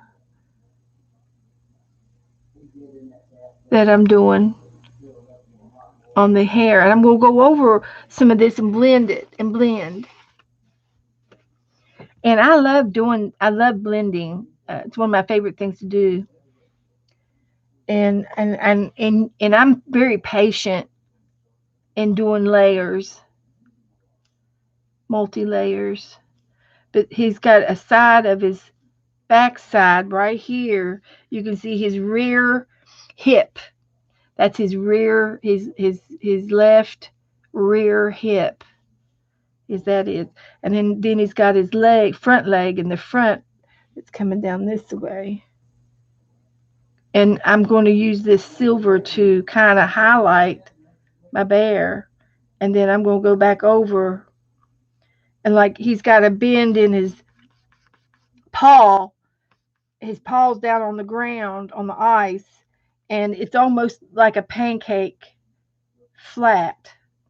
But I've got a little crease in his paw right here, and then the forward part is his on the ground. You can sort of vision that there. And this is his front leg, and it blends into his chest. And then his chest, you can see the belly, his middle of his belly is right here, and you could almost pat him right there. But that is deep inside his, on his torso there. But I'm going to shadow that in with this silver and bring his legs to the front. I want his legs to the front.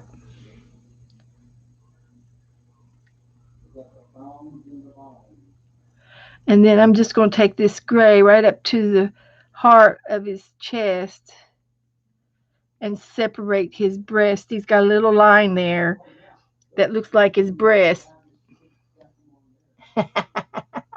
Doesn't he look soft? And I tell you, somebody else that looks soft like this is Nora. She sure does. I'll see if I can't get her before we leave tonight. And then he's got a little bit of a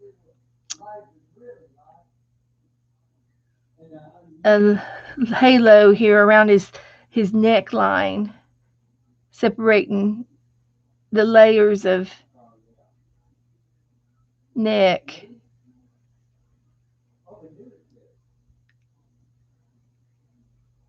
But this gray shadowing was a very good idea. Whoever said it, that worked out real good.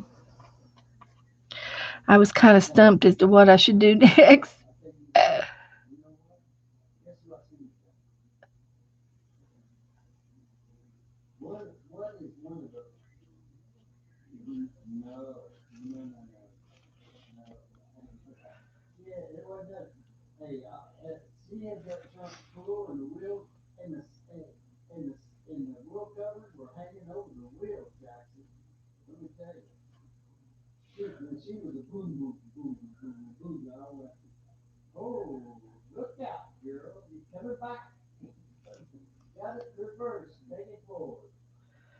I think Joe is in there talking to his uncle.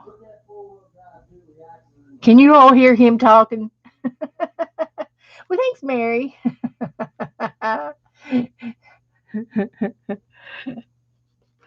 Very good. Now I'm gonna go ahead and I've got a couple of layers already on his eyes, but I'm gonna go ahead and put a little bit of gray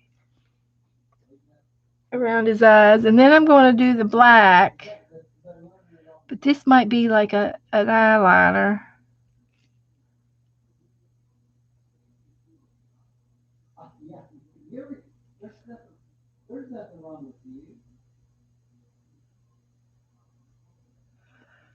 And I kind of like the way I did his nose.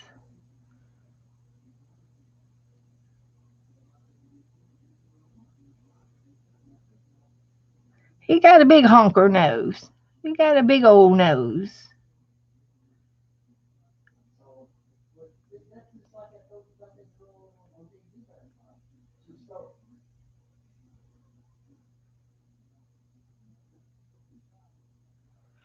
And then he's got his lips,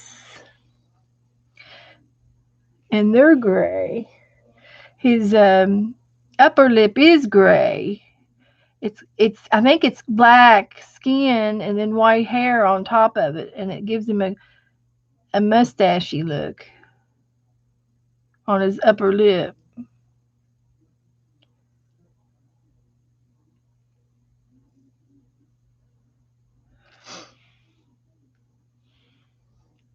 And then his bottom lip is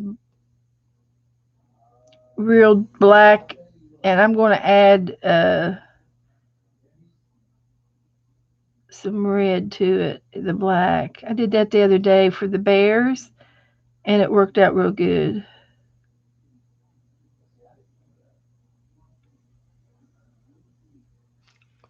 I like it. I'm liking it. And let's see, I'm just going to do a little bit here.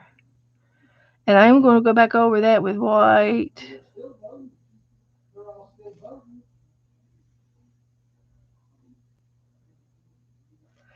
And we'll go back over that with some more white.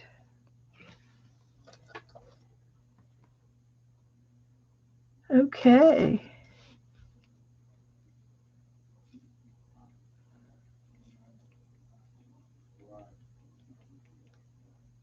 So,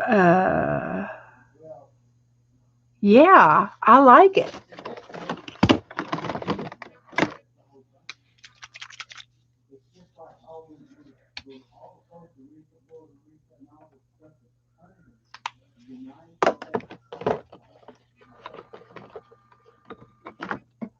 The center dark.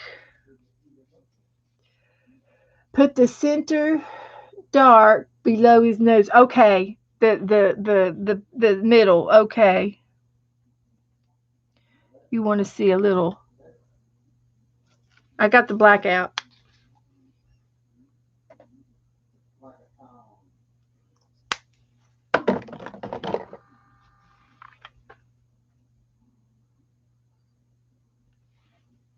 You want to see that little line.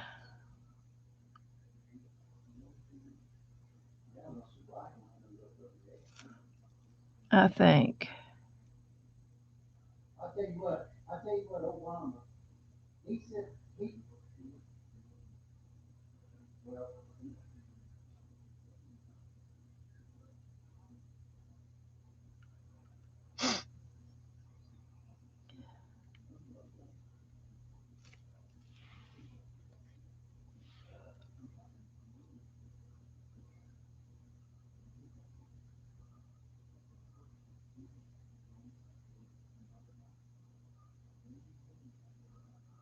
I don't mind. I don't mind painting like this at all. Once you get used to it, you realize the slower you go, the better you become, and then you like what you've done, and you know it's worth the wait of going real slow. I think I think that makes a big difference. And in this, even though it looks black, it's kind of got a hint of brown to it, like a chocolate brown or a burnt umber brown in mixed in with the brown, because this is really black, and this is kind of a hint to me of a brownish light uh, highlight to it. And you don't need but 2 drops of it. And I'm just going to see if I can't mix up a little bit of black with that brown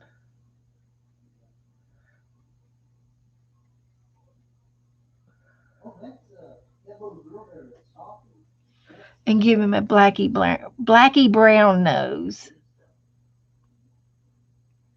It'll be more realistic.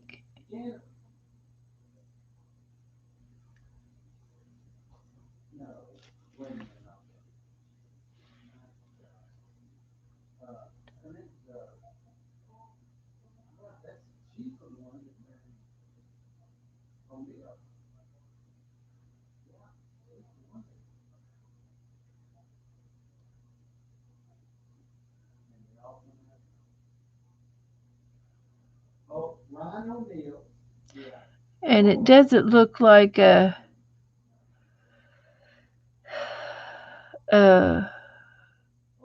Dalmatian black and white.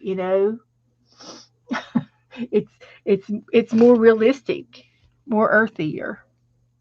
And I'm going to go ahead and go right into his eyes. And I'm going to try to stay on the inside of the gray that I've already done and give him a brownie black eye. And it's going to be smaller than the gray. The gray will be a highlight. Oh my gosh, guys, I love it. Oh, wow. Yes, you can see his teeth, and I've got room for his teeth. I'm going to do his lip first, and I'm going to use the black and the red together with it. Now that I still have a little bit of brown on my thing on my brush, I'm going to try to do the inside of his ears, and then I'm going to add some more white to the top of his ears. These are going to like the center part of his ears, deep into the ear canal. And I might do it 2 times. I'm just going to get it started. And then while I've got this little brush, I think we're doing okay. I'm going to end up doing his claws. And I'm just going to give a hint that they're there. I might have to go over them again later. But he's got claws. They're big ones. And I might even just do a little bit of a feathery here to show his breastplate. And I am going to go back over that again with white. And then again on top of that, I'm going to do another layer of the ivory again. I just wanted to hit.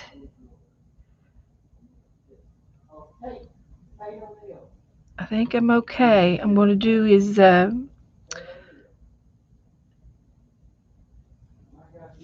lips now, and I'm going to mix black with red. You don't need a whole lot. One brush full.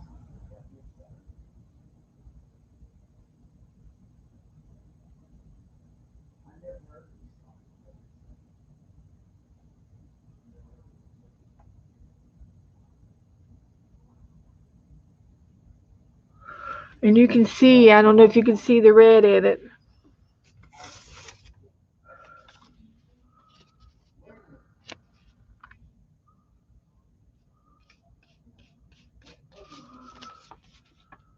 But there's red in it. It's got a hint. What we go through just for a lip. What we go through for a lip.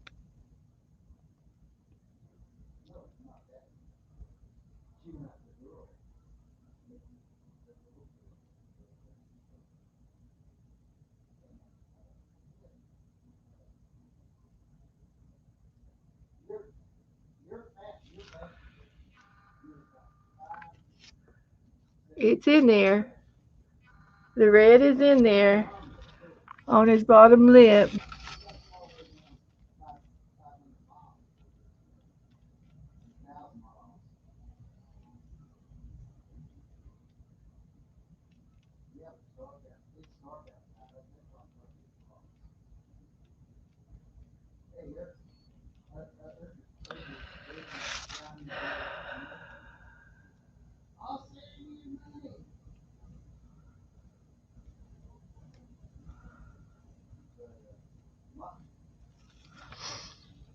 And I will, I'm going to work on his mouth again.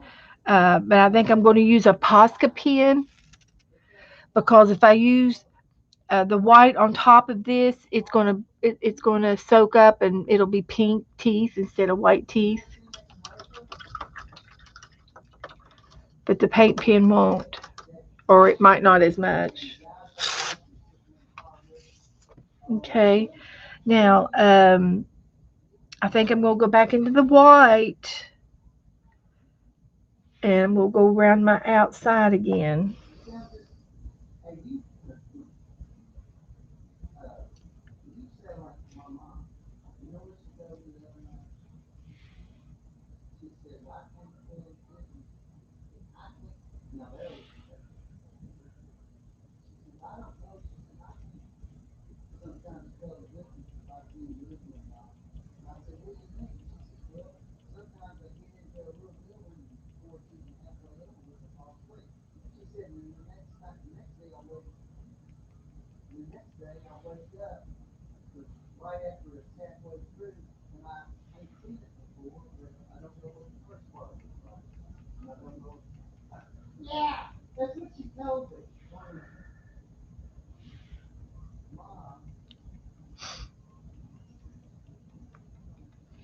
Now I can still see some blue in the background of my white paint.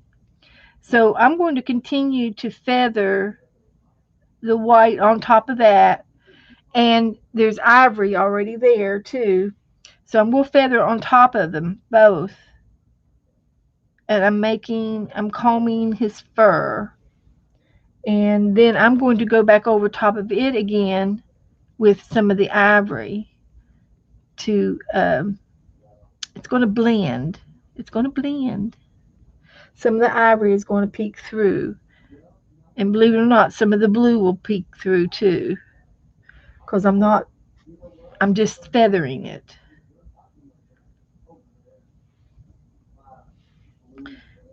And I don't know, it just works for me. I just like playing with it like this. It's just how I like to play. And you see the gray on the outside is going to continue to show up as I cover some of it back up, but not all of it. You're going to see highlights of it.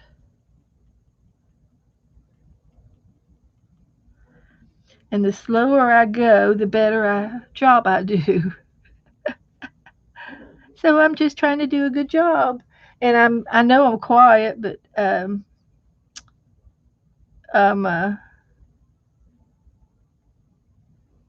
making sure I don't mess up. I don't want to mess up. Now I don't know if you can tell the difference between this side and this side, but let me show it to you a little closer. And I'm not finished. I still feel like I need to do some more layers. See the both sides? And the feathering is coming alive. It's making it believable fur. It's making it 3D. If that makes any sense. It's bringing it forward. And I like it. And all I'm doing is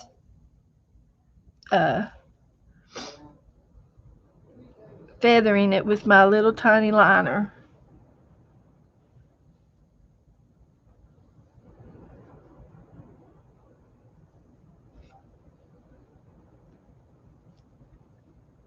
Well, Joe had to break quarantine again today, girls. He couldn't stand it any longer. I don't even know what we were out of that he had to go get. But he took the long way around to the store. He didn't take the quickest way. He went around the long way so he could stop at some other places along the way.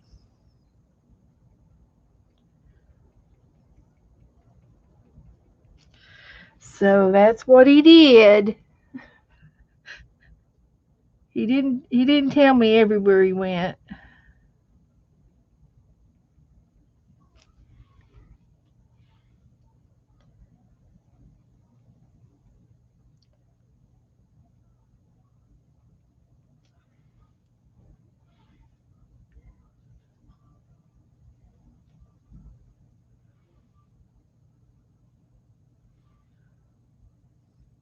So we're making a bear, a polar bear. I saw on, it was probably Animal Planet, that we're getting some new breeds of bears. The polar bears are mixing in with the brown bears, the grizzly bear, the northern bears, and then the polar bears, the icy bears, which is the white polar bears. They're mating with the brown bears, and we're getting a new mixed breed because of the climate warming thing. The polar bears are coming down as the ice is melting, and it's also warming up, so the brown bears are going north. So you know how that goes. They're mixing them up.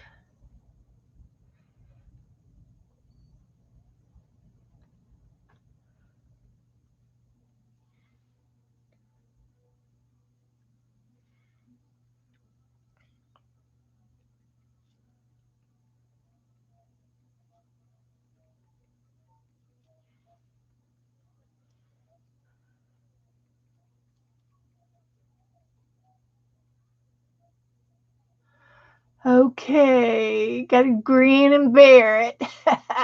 All right, Teresa, you're back. Hi, honey.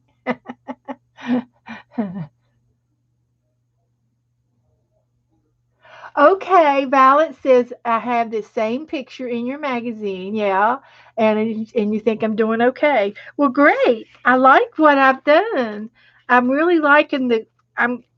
Mitzi was teasing me, but I think the silver along the edge, and if it glistens when it dries, that's icing.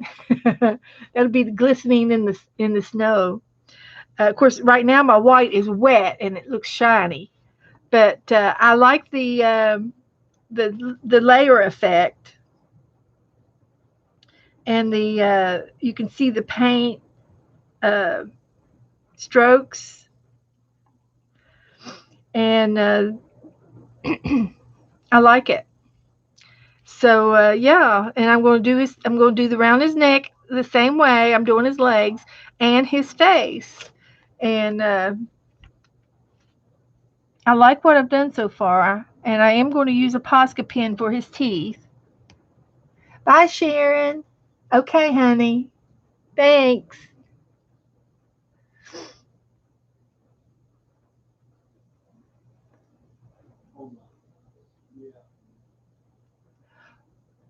You thought polar bears were completely different than grizzly bears? They are, but they're mixing, they're mating in, they're crossbreeding.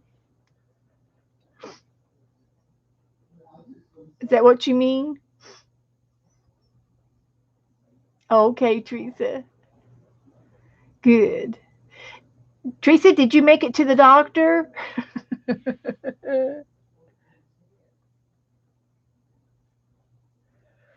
I don't want to ever see a doctor again. I tell you, they're just had bad luck with doctors this month. Too many. Um, Something that I need to think about. This reminds me. Um, in my other paint book that I used last summer, my other paint book, the panda that they did it with a Q-tip. That might be fun to do. Is to paint with a Q-tip. And being a panda, it would only be like 2 colors, maybe 3.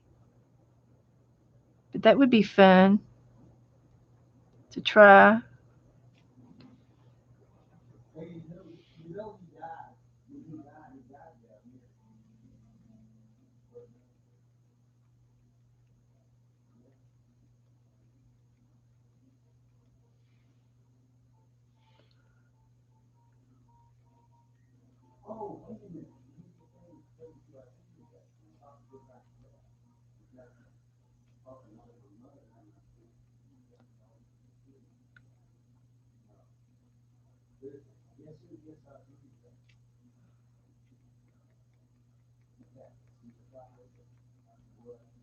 He's going to be fluffy.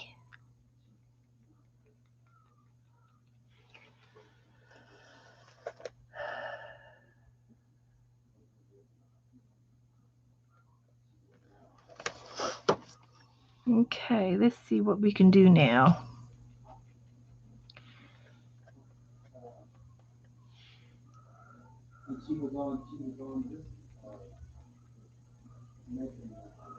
Because believe it or not, you can still see that background blue shining through that first layer of white.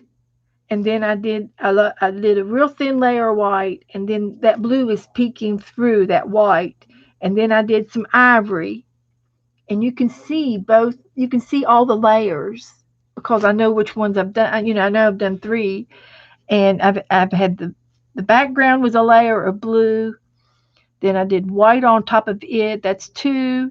Then I did a little bit of ivory. That's 3. And now I'm doing more shading with the fur with the white, and that's 4. And I might even do some more shadowing with that ivory before we're done. So we'll see. We'll just see how many layers we can go.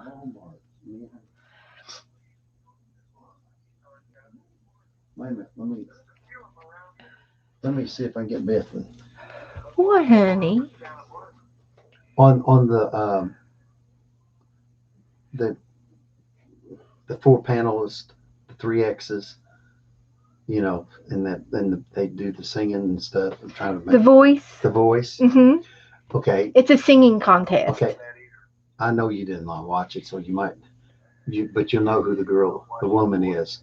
Gwen Stefani. No, not Gwen. Kelly Clarkson. No, it's not on that group. That group. It's the older group. The blonde from over in not Holland, is it? Or is it? I bet I probably don't even know who she is. Her Han. Go. I know who you're talking about now. Wait a minute. It's no, it's Mel B and yeah.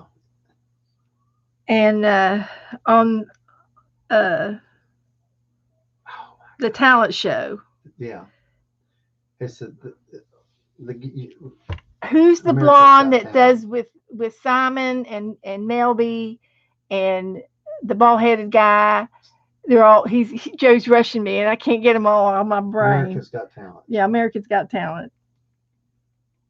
And then you got the bald headed guy. America's Got Talent. America's Got Talent. It's a talent show, not the singing show. Oh golly. Well, then move on to a different subject. Huh? Move on to a different subject. Don't talk. Close my door for me. We can hear you.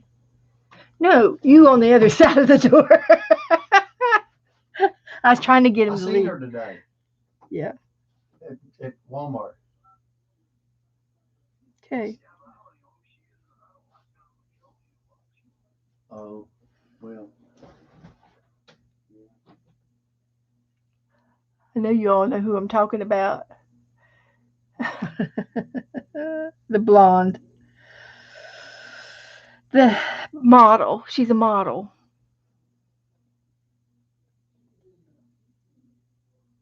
From Germany. Switzerland.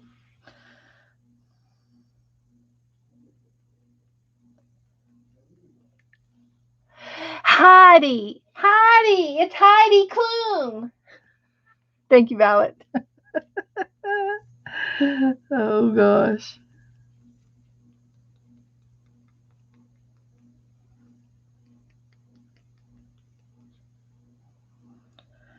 So, okay.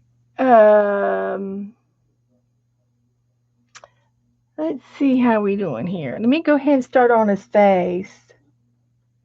So we at least get a little bit down on his face here.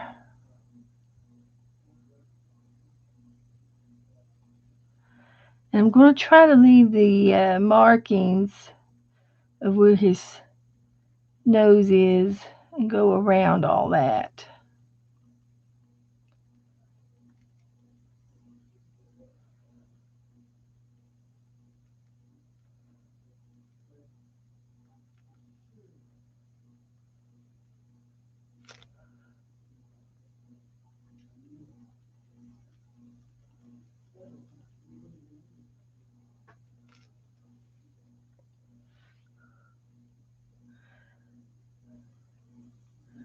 Okay.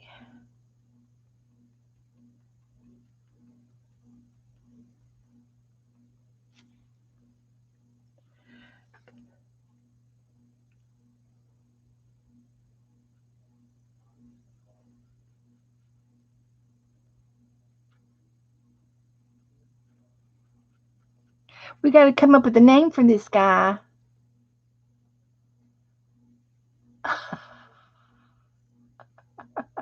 Sophia.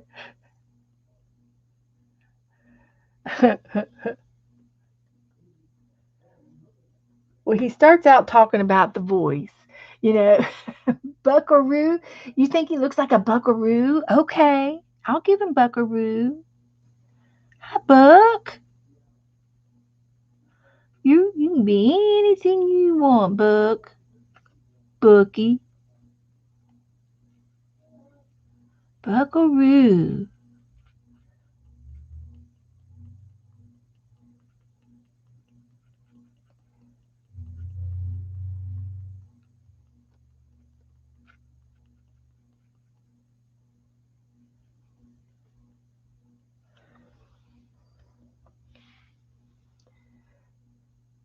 It sounds better when I say it, Buckaroo.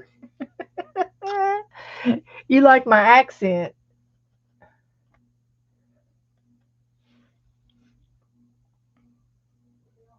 Buckaroo. Buckaroo. Bucky. Hey, Bucky.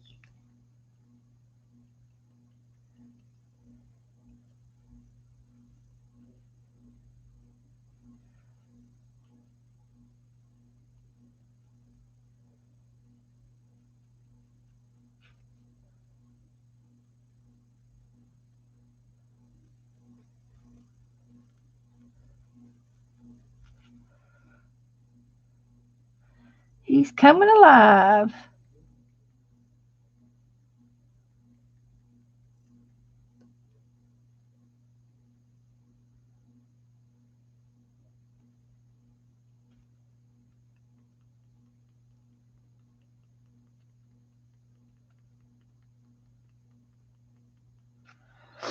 Coming alive.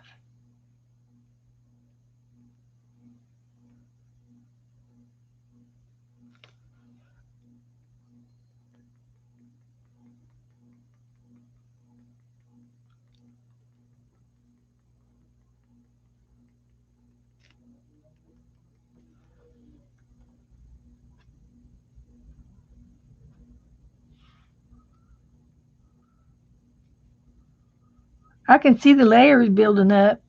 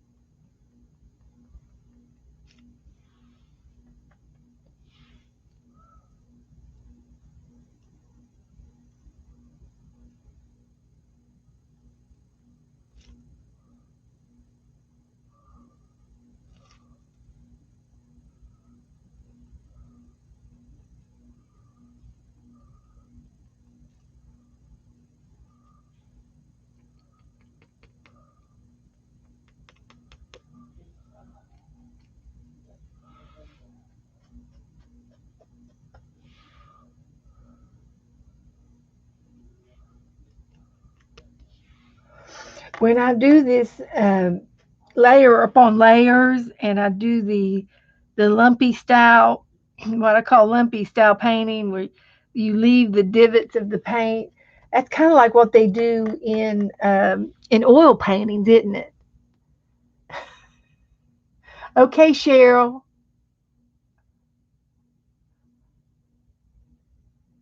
Say Aussie, Aussie, Aussie.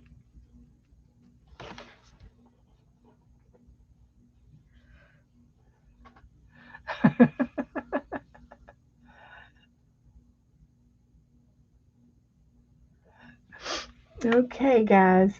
Let me see now. I think we're about done. I think I'm going to leave well enough alone, you know, and I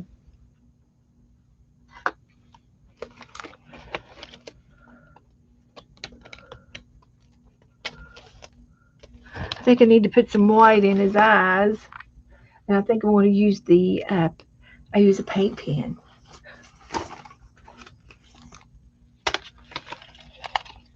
Well, it's still wet. It's still the paint's still wet.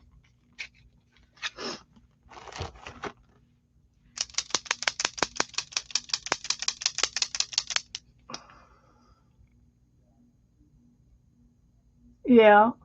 Well, I think that's what I'm kind of getting here. The brush marks, and I don't. I'm not fond of oil painting. I have done one oil painting, and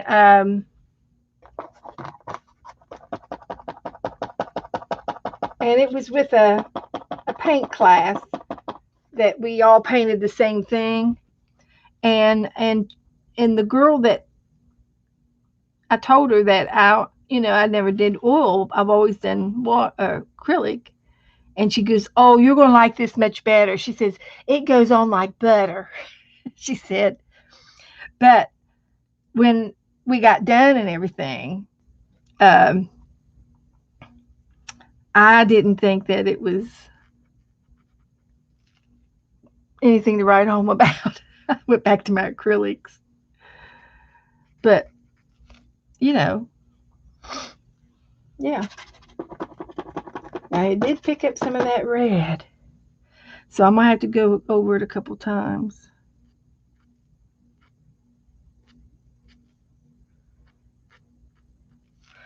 I don't know if you can tell he's got teeth, but he's got teeth.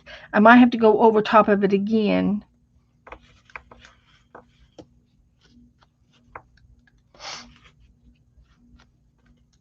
Let me try it again.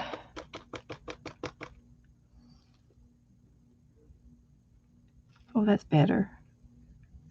I think when I first came out, my paint pen was a little watery wasn't shaking up enough.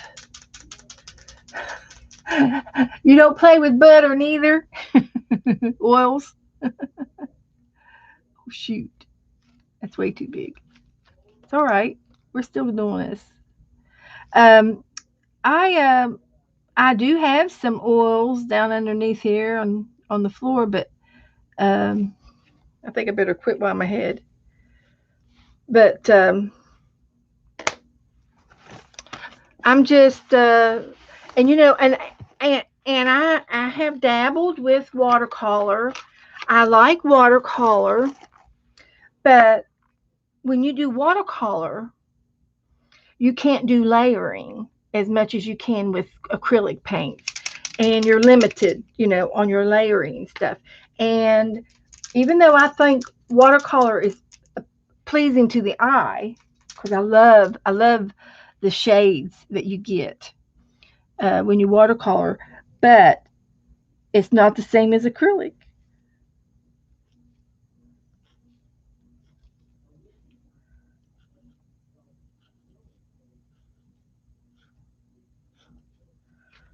All right, grr. I'm gonna quit. I'm gonna quit.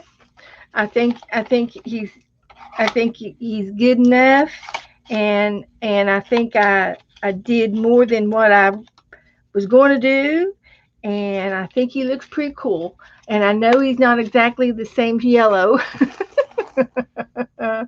but he looks pretty cool by himself. And the paint is still wet, so let me dry him a little bit. See if I can give you all a better look, a look on him. That's right. Same thing with the other one. My lion.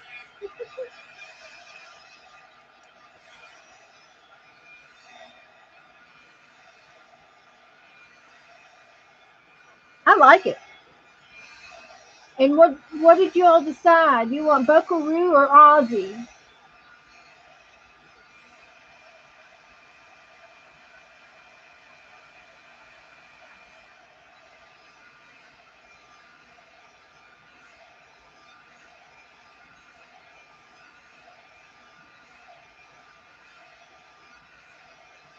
A field watercolor set.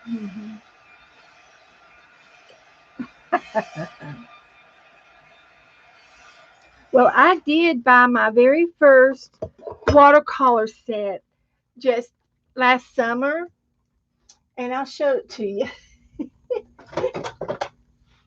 This is my first watercolor set that I got, and they're in tubes, and I've got the tubes here over here, and I put a little bit in each one of my. And this was, and I just got the Rowdy Dowdy watercolor set from Walmart. Is all I got. And and I have done some watercoloring, but but before that I had Dollar Tree. I had Dollar Tree watercolors. And then I had some homemade watercolors. I've made my own watercolor set before.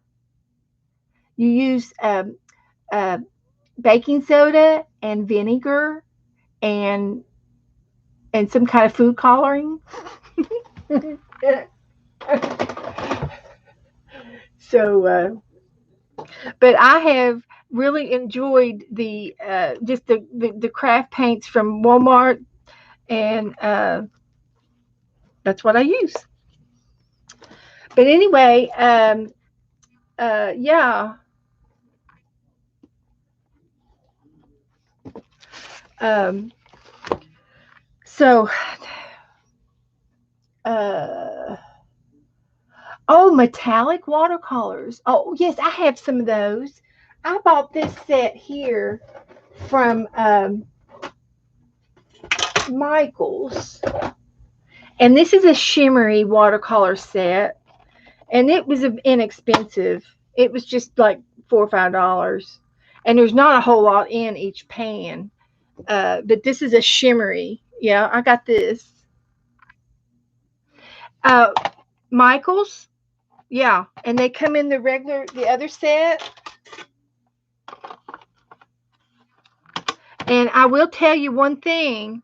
You see how this, see this right here, how curvy that is? Just to let you know that you cannot use your heat gun next to these plates, these sets. They will melt. I was drying my picture, and I melted my lid. I melted it right here. But these are my other watercolors, and then I got the new ones from Walmart. it didn't hurt anything. It doesn't hurt anything. It still works. So yeah, I do those. So I've used them quite a bit, I guess you could say. And if y'all want to do some watercolors, we might be able to do some watercolors in some of these paintings that we're doing. I've already got the background started with acrylic on these, but I'm going to pick.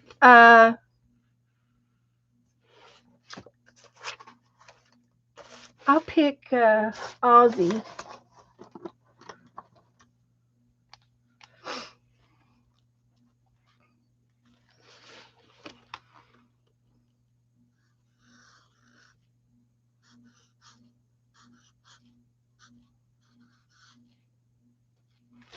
I'm just going to pick Aussie.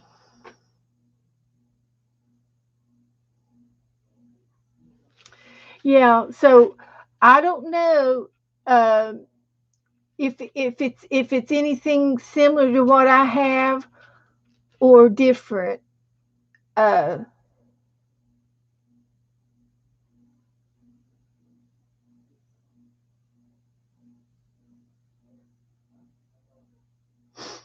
so I'm sure that there's some of the girls that would love to have it, and if nobody else, and if you have anything extra, I'll demo it for you, Mary, if you want.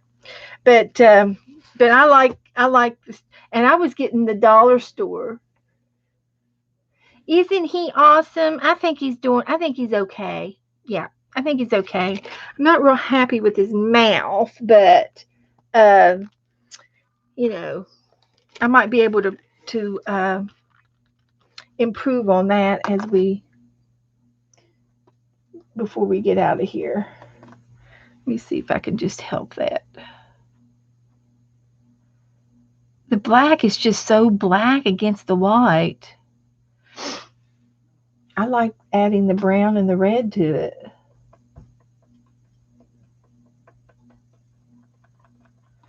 But I did at one time. I had a little bag over here in my room, and I put some of my watercolors in it, and I put some paper, and I was going to take it to the beach and do it, but I never did. I never did get it over to the beach to paint.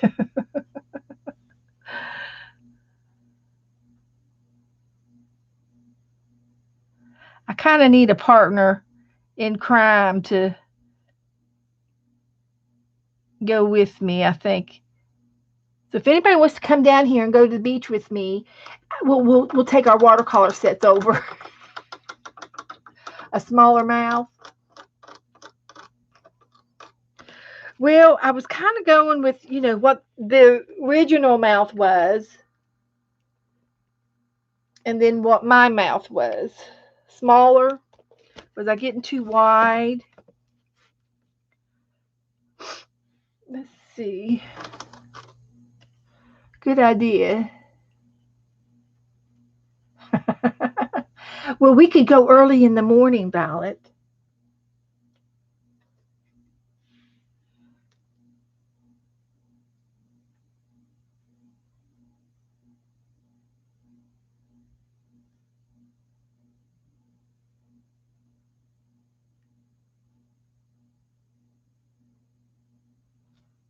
Yeah, I think that worked.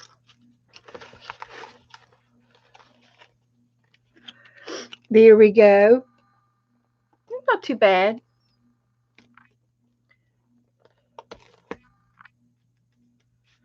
It's almost dry. So anyway, I think I'm going to leave it at that. And as we look back, you can see my lion is different, but I got crazy with the copper. Yeah, I could do that too. You're right, Violet. And then here's the bears, and I need to come back and redo his eyes and put some white in them and stuff like that. And then this was the tulips that we did the other last week or so. So I like it. I like it. I'm happy. So where is my other thing here?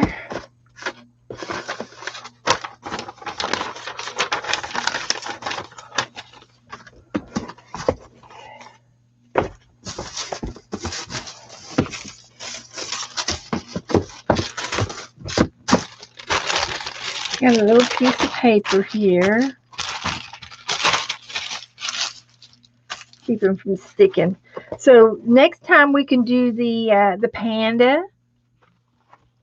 And I do have another picture of the book that we did last summer. And there's a panda in here. And they did it with dots. And they used like white and yellow together. And then they used black and purple together. And it looks like another shade of purple on the background. I mean, there's so many shades, so many layers on this. It's quite intense. Let's see.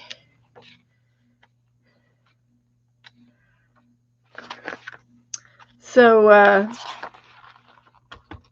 you start out, with just black and white, and then you start adding the polka dots, and it changes everything when you start adding color to it on top of it. So, but this was last year's book, and we can do this like him, or we can try it with the Q-tips. So you all can decide how you think I might want to do him next time. And then I have the tiger. And then I have the seals. And then I have a parrot. And then I have the lambs. And we've already did this one. And I did Nora. And we've got the elephant to do. Got the elephant. And I got some more to glue down yet. So I got a rhino and a jaguar and a toucan to put in here. So, yeah, he's lonely. He's out hunting for his family. He's got family. They're family. They got family. And so anyway, that's all I think I'm going to do tonight in here. And unless you all want me to do something else, I tell you what I'd like to do. I've been wanting to do this. I've been wanting to do this forever. And I wanted to show you all some techniques, how to do some of these techniques in this book. Now, this is just collaging, and we all know how to collage. And then this is done with alcohol. This is done with glue. It's called Glue Resist. You're not ready for bed? Okay, Mary, let's play. And this is done with tissue paper. And I just happen to have a piece of tissue paper here. Let's do some of this. Look, a tissue paper. I knew I wanted to do something. To do this technique is you take a piece of tissue paper and you wad it up. Okay.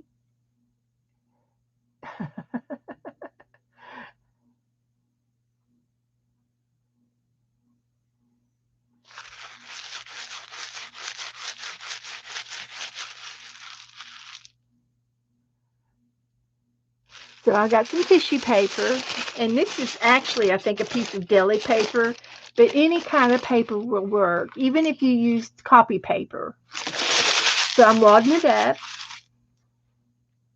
and I'm opening it up.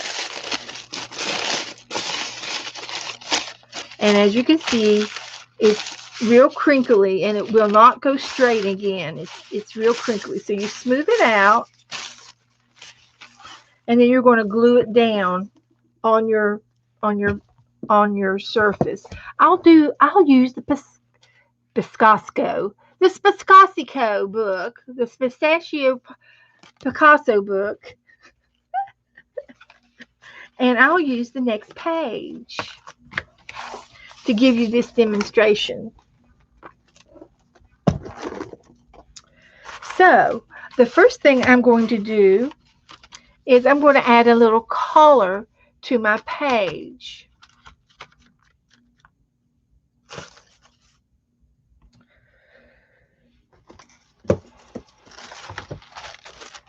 I'm going to add a little color, and I'm going to pick teal,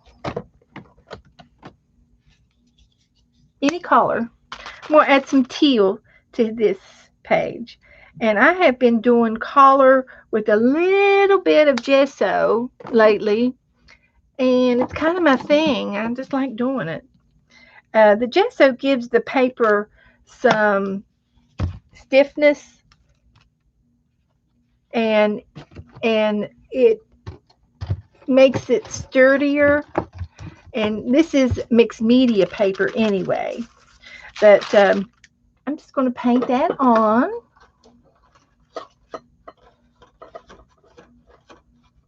With my brush.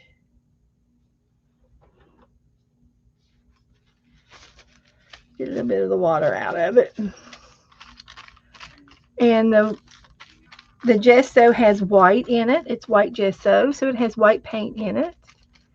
And I'm spreading my color around.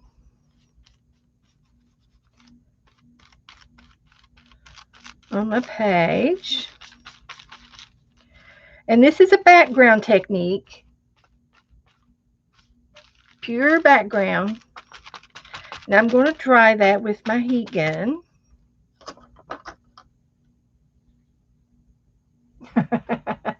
I'll go over it again. I'm just doing a background page.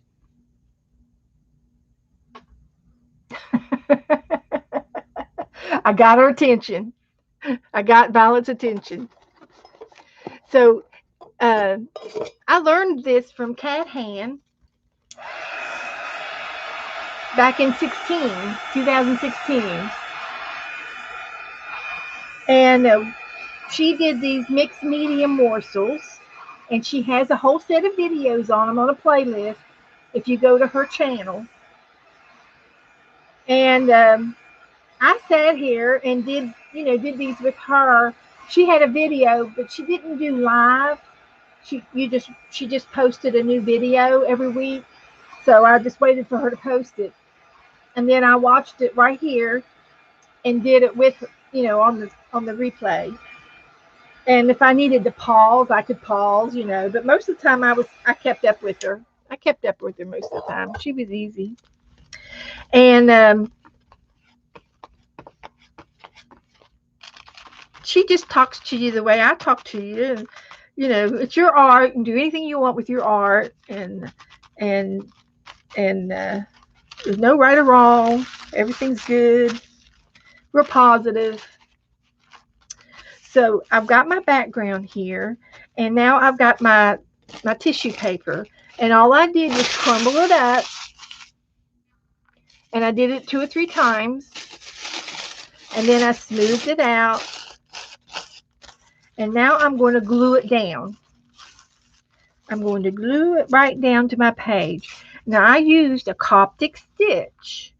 So my stitching over here on my paper, it's okay if I go over top of it with this tissue paper. It's not going to affect how it opens or closes. So I can go exactly to the edge, cover those threads up. It'll just give it more strength, if anything. And I like to, you can do this any way you want. If you want to cut your paper first, I like to cut my paper after I put it down.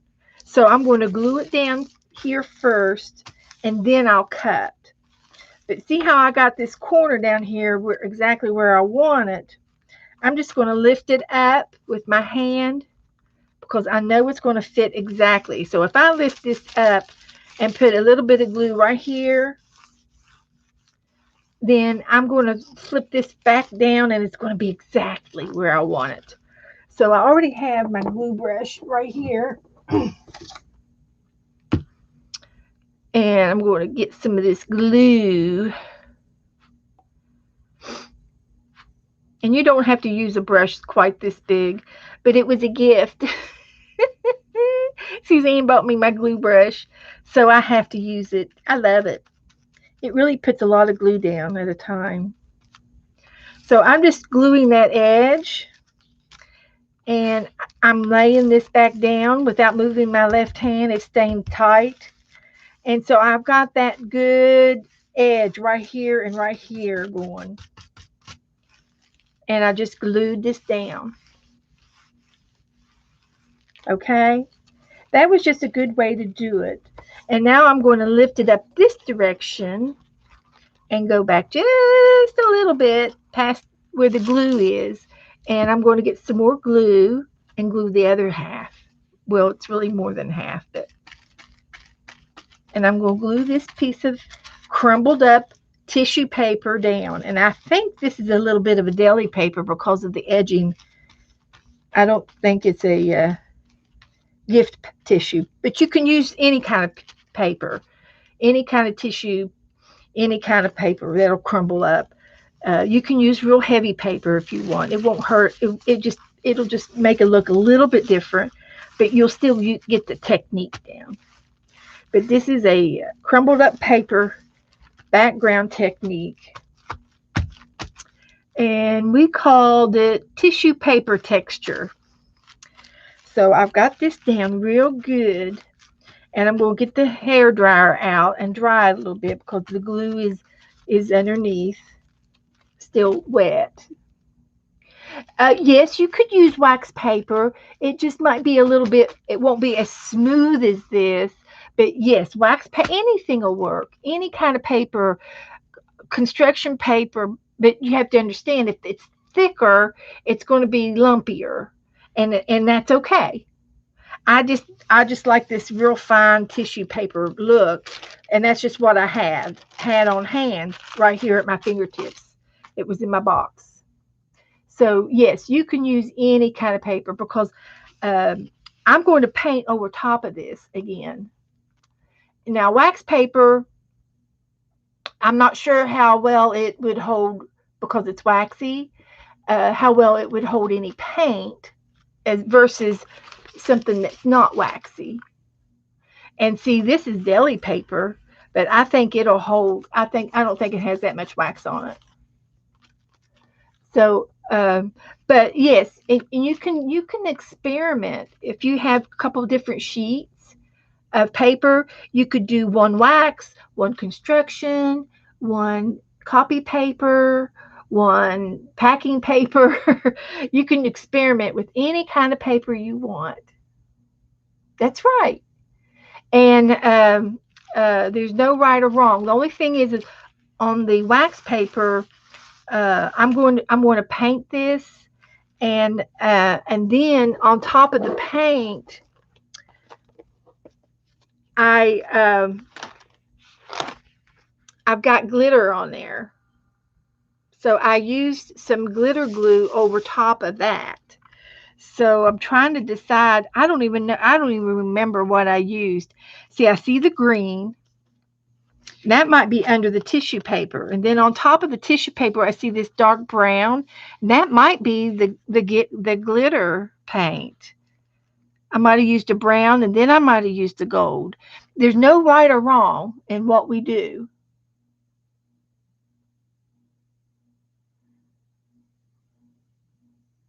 Yes. So what I'm going to do next is I'm going to trim my paper from the back, from around the page here, and I go to the other side of the paper to trim, and I go right up the side, and it just makes a clean cut than if you tried to cut it, pre-cut it.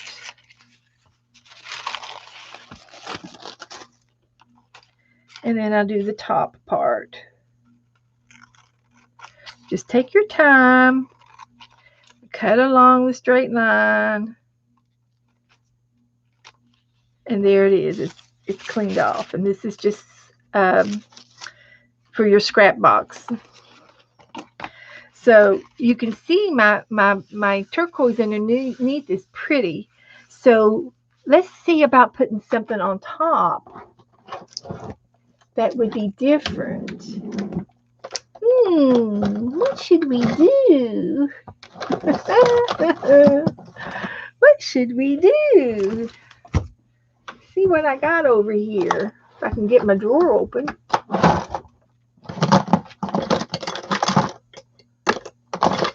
I've got this.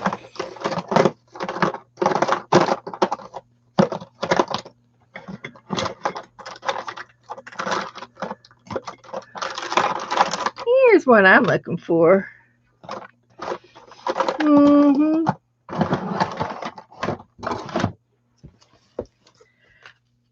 So what I'm going to do now is I'm going to put some of this glitter glue on top.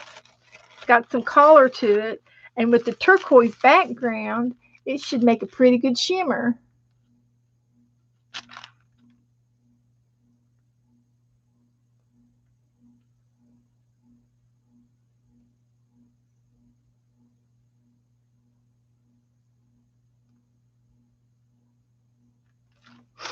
So I'm going to, I think I got this at Michael's.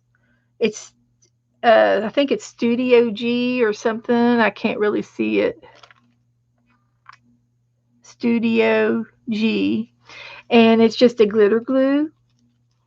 And I'm just going to put some of it down, and I'm just going to see if one of my paint brushes will smear it out a little bit. So I've got another brush over here, and I'm just going to get all the water out of the brush. I don't really want any extra water because of my tissue paper. So I'm just going to take and brush this glitter glue right over top of my tissue paper.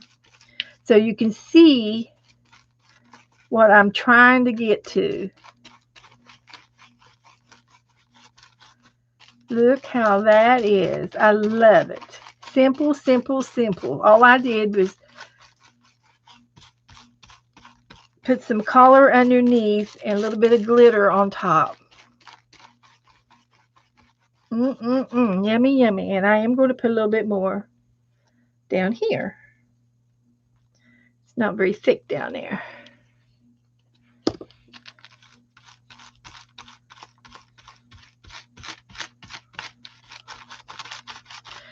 And it's a damp brush, but not wet. I took all the water out of it, but so it's damp on top of the glue, that glitter glue. And this is a background page. When it dries, this is your new background page. Okay? That's a background technique.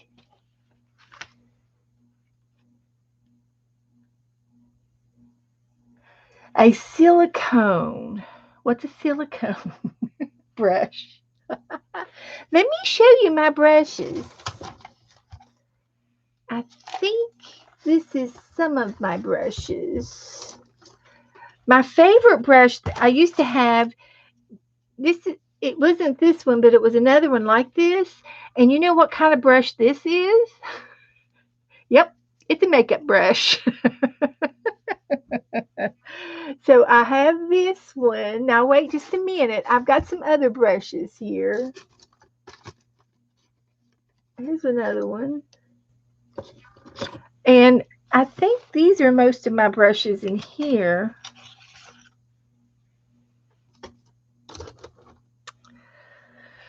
I see a brush over there. Are these the silicone brushes?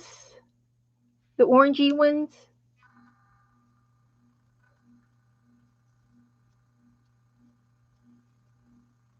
in the makeup department. Okay, Violet.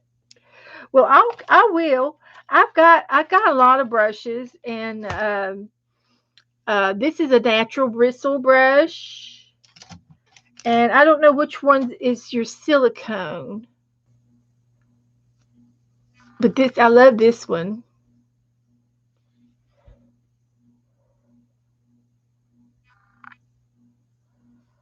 Some of my brushes I've paid money for. Nope. Okay.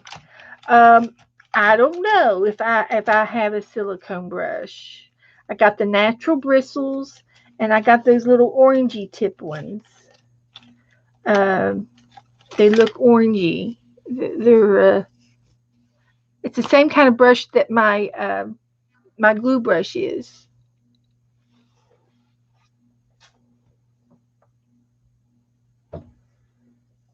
Let me show you these. I've got some of these.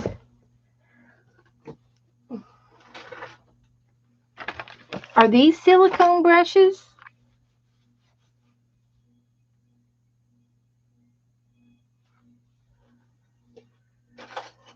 This one is an old school brush from my mom.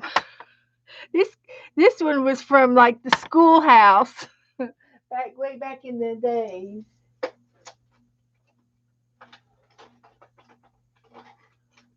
Here's my favorite brush.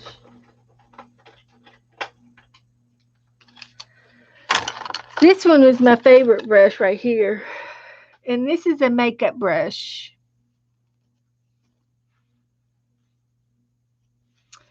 And this is a natural bristle brush. That's good for stenciling when you're doing stencils, when you pounce. And I got some natural hair brush. That's a natural hair. And that one's a natural hair. And these brushes here, I like these brushes. I haven't had these very long. These are new. And they're, I don't know that they're animal. It's probably plastic. I don't know. Okay, Suzanne. Then these are like those. These are like those. So this might be silicone because these brushes are really cool. They everything goes real smooth with them. And these are the orange ones. And you can see I love my brushes. I love everything that I have. Oh, one piece, no bristles. I see. Okay, like in the cooking department. Oh, thank you. Posted a picture.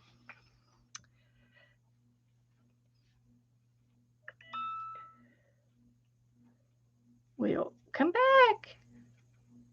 Hate it when it does that.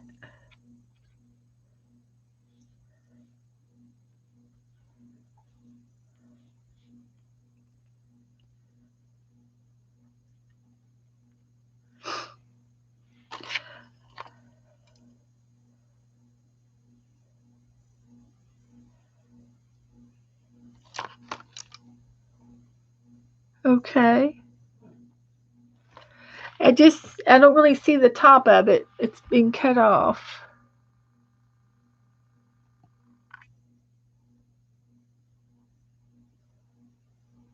Is that the top of it and it's straight or curved? Click on it. Okay.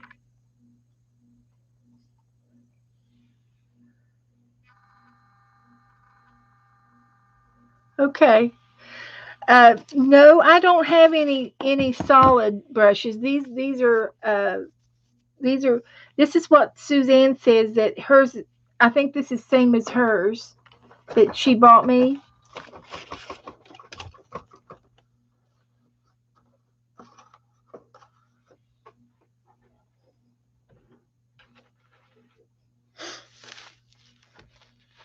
And I love it. I love these brushes.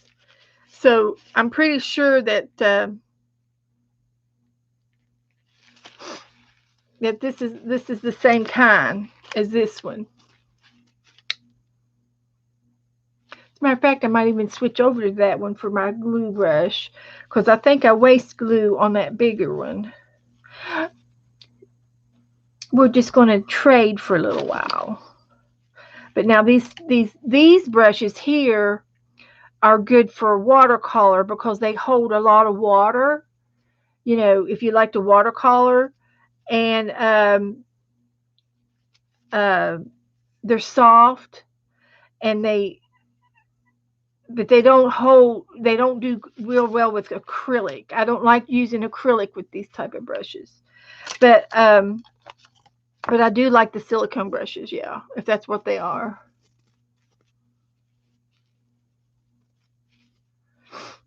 Yeah.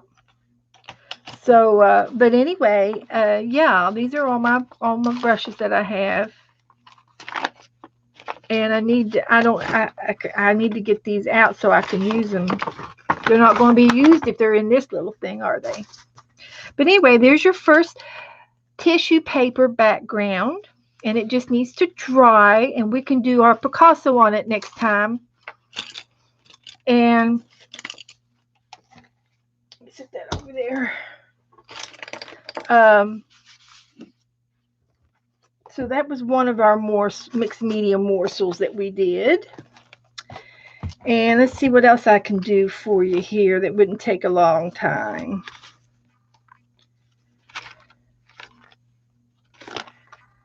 These are my very first inchies.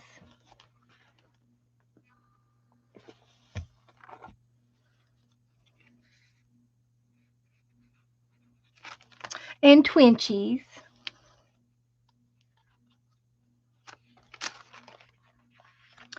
And this was a technique that she showed us how to do circles, and it was a variety of circles, and we've done kind of done this, but we can do it here tonight. I can show you how I did how I come up with this idea. But you're going to be painting your background again.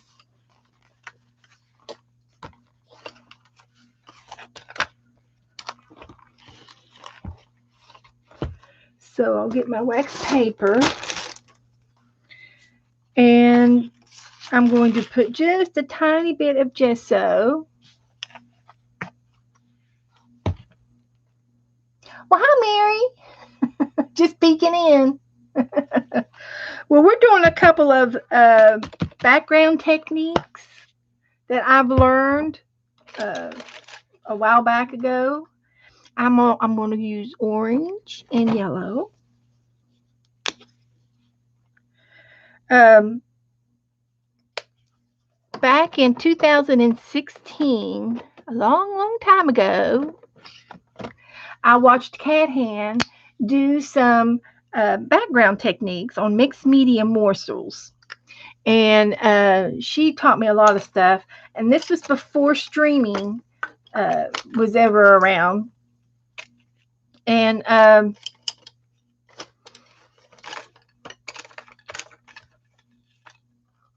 just use my new brush since I've got it out. So I'm showing you how to do some background techniques for different backgrounds for variety of choices.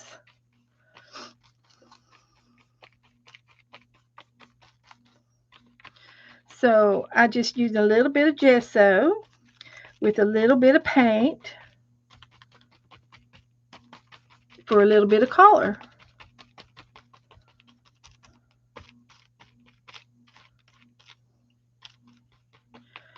Okay, I'm just going to let that dry now.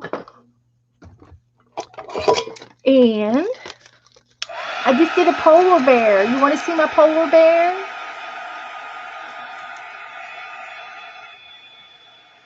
We named him Ozzy. I'll get him out here. He's right here.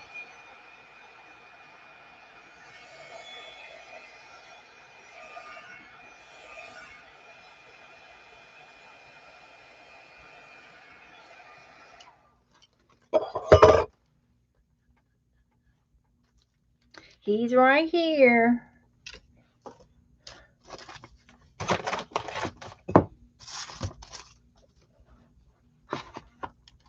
You want to see the before picture first or the after picture first?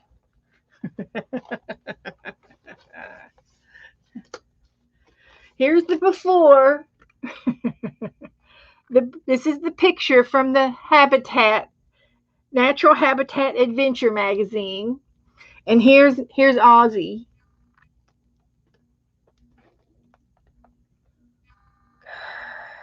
Grr. Grr.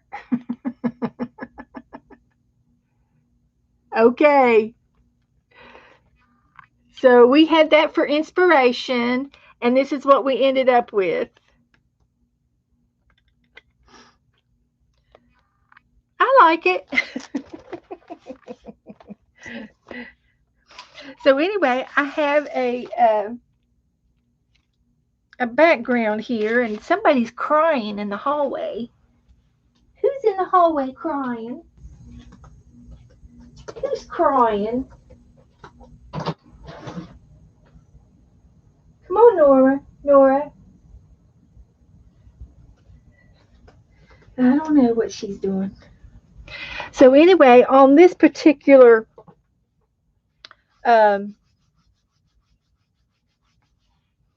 background page, we pick, it looks like there's 1, 2, 3 colors.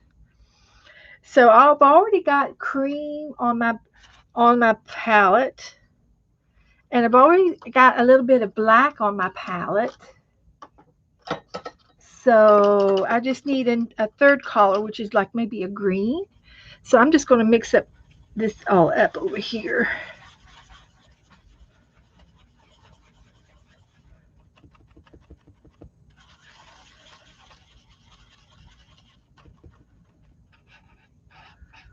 Okay. And I'm just going to go ahead and get some, just some green. I don't care. Just a little bit. And then I need like 3 or 4 different circles to make this background. So I'm going to get my pencil out. I've got a pencil eraser. Pretty good pencil eraser right there. Actually, there's another one that's better. This one here has got a real good one. It's nice and round. You can test it if you feel like you need to test it. Yep, it works real good. So I'm going to use that. And then I'm going to use, this is one of my favorite circles. And this came off some medicine that I take. It's called Gas X, and it's a medicine bottle lid, but I always save the lids because of the shape. And you can see what kind of shape it makes. It makes a real cool shape. So I'm going to use that one. And I think I'll use another lid. Oh, I can do some solid circles. I'm going to use this one for a solid circle. And I'm going to use a curler. I got a curler here. Okay. So that's what I'm going to use to make my circles. And then on 2 of these, I think it was a circle, and then I painted it in. And then here I have some solid circles back here. So it's your variety. It's whatever you have on hand. It doesn't matter what size circles you have, but these are what I picked. And I've got black, green, and ivory. And I'm going to start off with my pounce, and I'm going to put it in the ivory paint and see what I can come up with. It's a sponge, and it does good.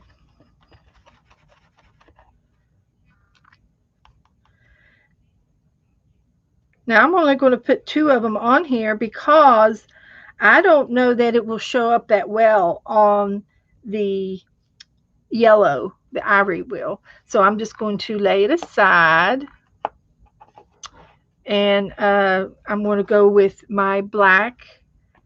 And this black is a blend between black, red, and brown.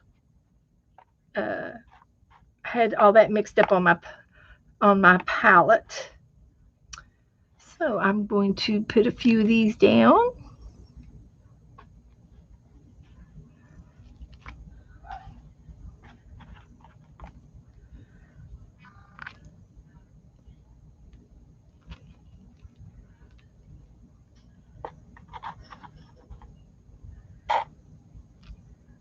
Random, just random.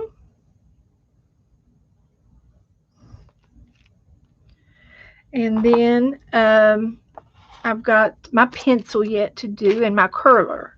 Let's see, let's do some green curlers.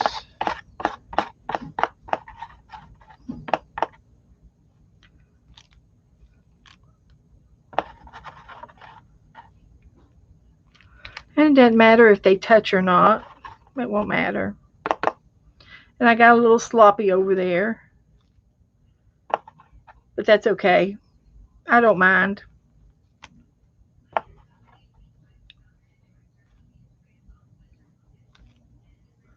Okay, I did a curler, and now I want to do a pencil. Let's see. I can use all colors in my pencil.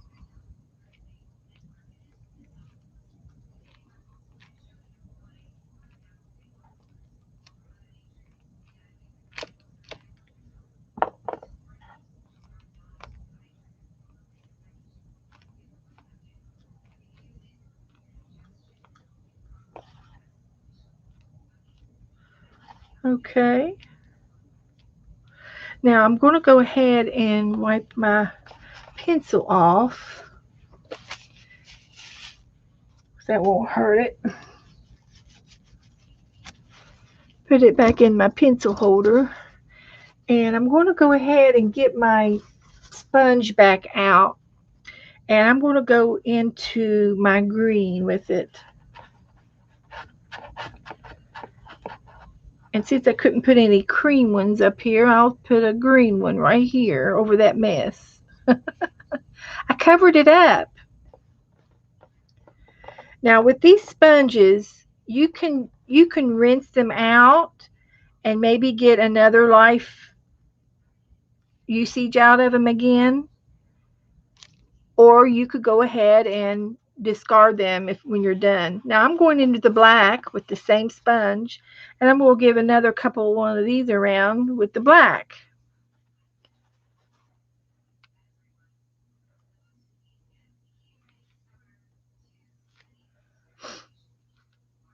So there.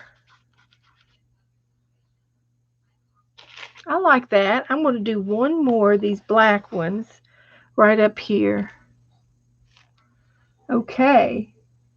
Now I like that. So I'm going to take and rinse this out, and then I can dry it and use it again until it's yicky. And if you don't mind, you know, doing that type of step, you can reuse this a couple of times, or you can go ahead and throw it away. But since I just did it 2 or 3 times, I'm just going to rinse it out, and I'll take it into the sink and rinse it out some more. I'll just drop it down in one of my water bottles over here. So I did all 3 of my. I used all my props. I used them all. So I reused my curler, and all I do is I dry it off like this, and I throw it back in the drawer. Now this particular cap, I don't have to keep because I've got another one. So I can throw it away. So there, I used up all my leftover paint. And now all I want to do now is dry this.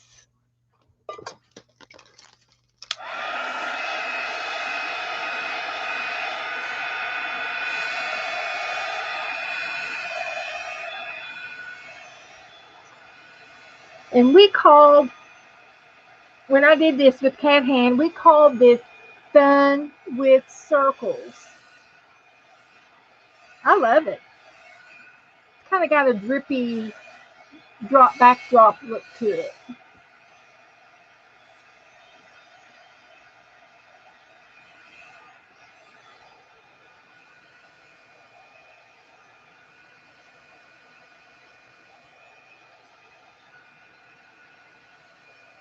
Now to finish this page, you know, all you would need is a couple of words to say something, on here, and then coat it with a top coat like Mod Podge or some kind of a clear gloss of some sort, gel, and then you would have an art page. If you have something. This one said, create a warm and welcoming space, and these were words out of a magazine's words made up to make up something.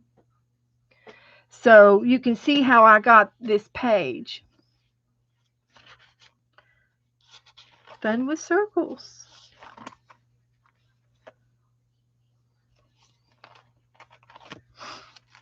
So we did 2 techniques out of this book.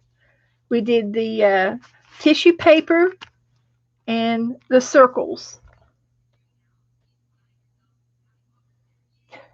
Good night, Mary. Well, we'll do it again Tuesday, okay? Thank you, Mary. Thanks for coming in. Thank you. So, that's all we're going to do. I think that's all I'm going to do tonight. It's 10:30. So, we had fun with Picasso. There's our 2 Picassos. And there's our 2 background pages. And we did Ozzy. I like them. The more I look at it, the more I like it. We did Ozzy, and then we did a Mother's Day page. And we made up our own little field of grass. And the hearts are growing out of the grass.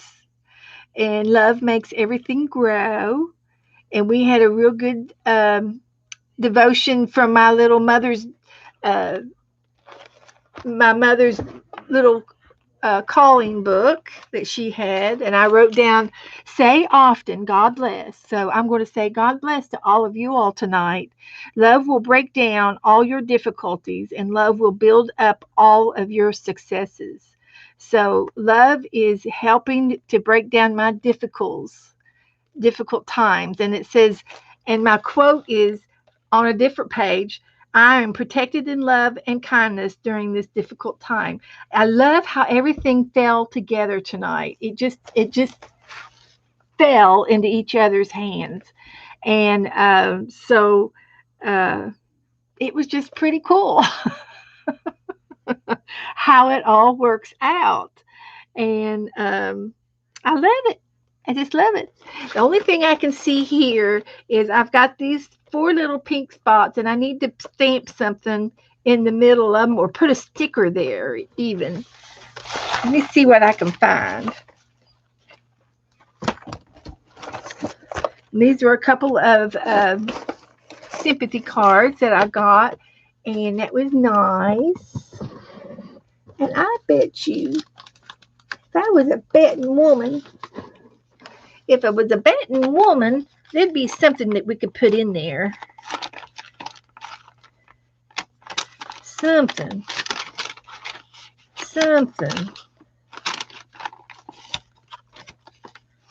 You could always put a bumblebee in there. You know me. I'm all for bumblebees. They help pollinate the flowers.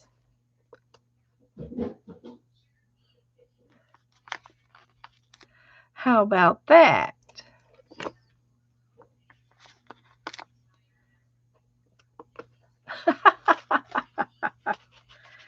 Ta-da! So, that's all I'm going to do tonight. So, guys, I thank you for having me and playing with me. We had a good time. Thank you, Joyce. And we did work in our butterfly book tonight.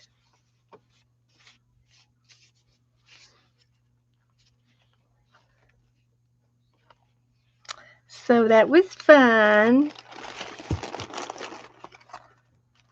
So I don't know. We just played until we can't play no more. We played and played and played. We played and we got all the paint out we could find. I'm going to have to take a couple of notes and get me some more paint. I've got a bunch down below me that I need to use up too. So I'll have to do that tomorrow. So I'm going to take a picture of my page.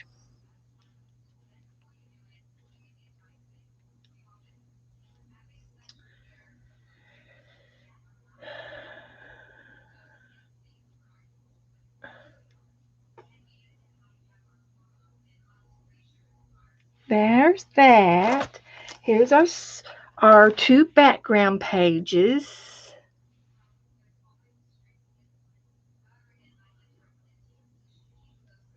And maybe we'll do two more of those next time.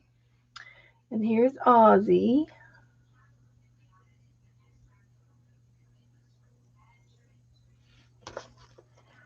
And Ozzy's before picture. These pictures are awesome. So is that everything that I did? Oh, we did the cabassos. Oh wow. Now I'm really going to be messed up. It's pistachios, cabasa, and Picasso. Those are the three words now that I mess up with. I said it was a pistachio casso earlier today. I made up some wild word. But this was with the rolling of the dice, and this was using our imaginations. And I like it. Cheryl invented this one, the imagination. So anyway, guys, that's all that I have for you tonight. And until next time, if I've forgotten anything, message me and let me know. And we always have a good time. So we'll do it again Tuesday. I'll be back Tuesday. So Tanya will be on tomorrow. Sometimes Mary comes on tomorrow night. Sometimes. Are you going to stream tomorrow night or wait till Monday morning? Mary. And then Lisa will be on Monday, and I'll be back on Tuesday. Becky will be on Wednesday, and I'll be back on Thursday. And sometimes Thursday noon, Tanya and Lisa team up and do something on Thursday mornings. So sometimes Tuesday mornings. But and then I'll be on Thursday night, and then Mary will be back on Friday night. So if you need anything, send me a message. And until then, I'll say God bless everybody, every one of y'all. So I'm going to say good night. Good night.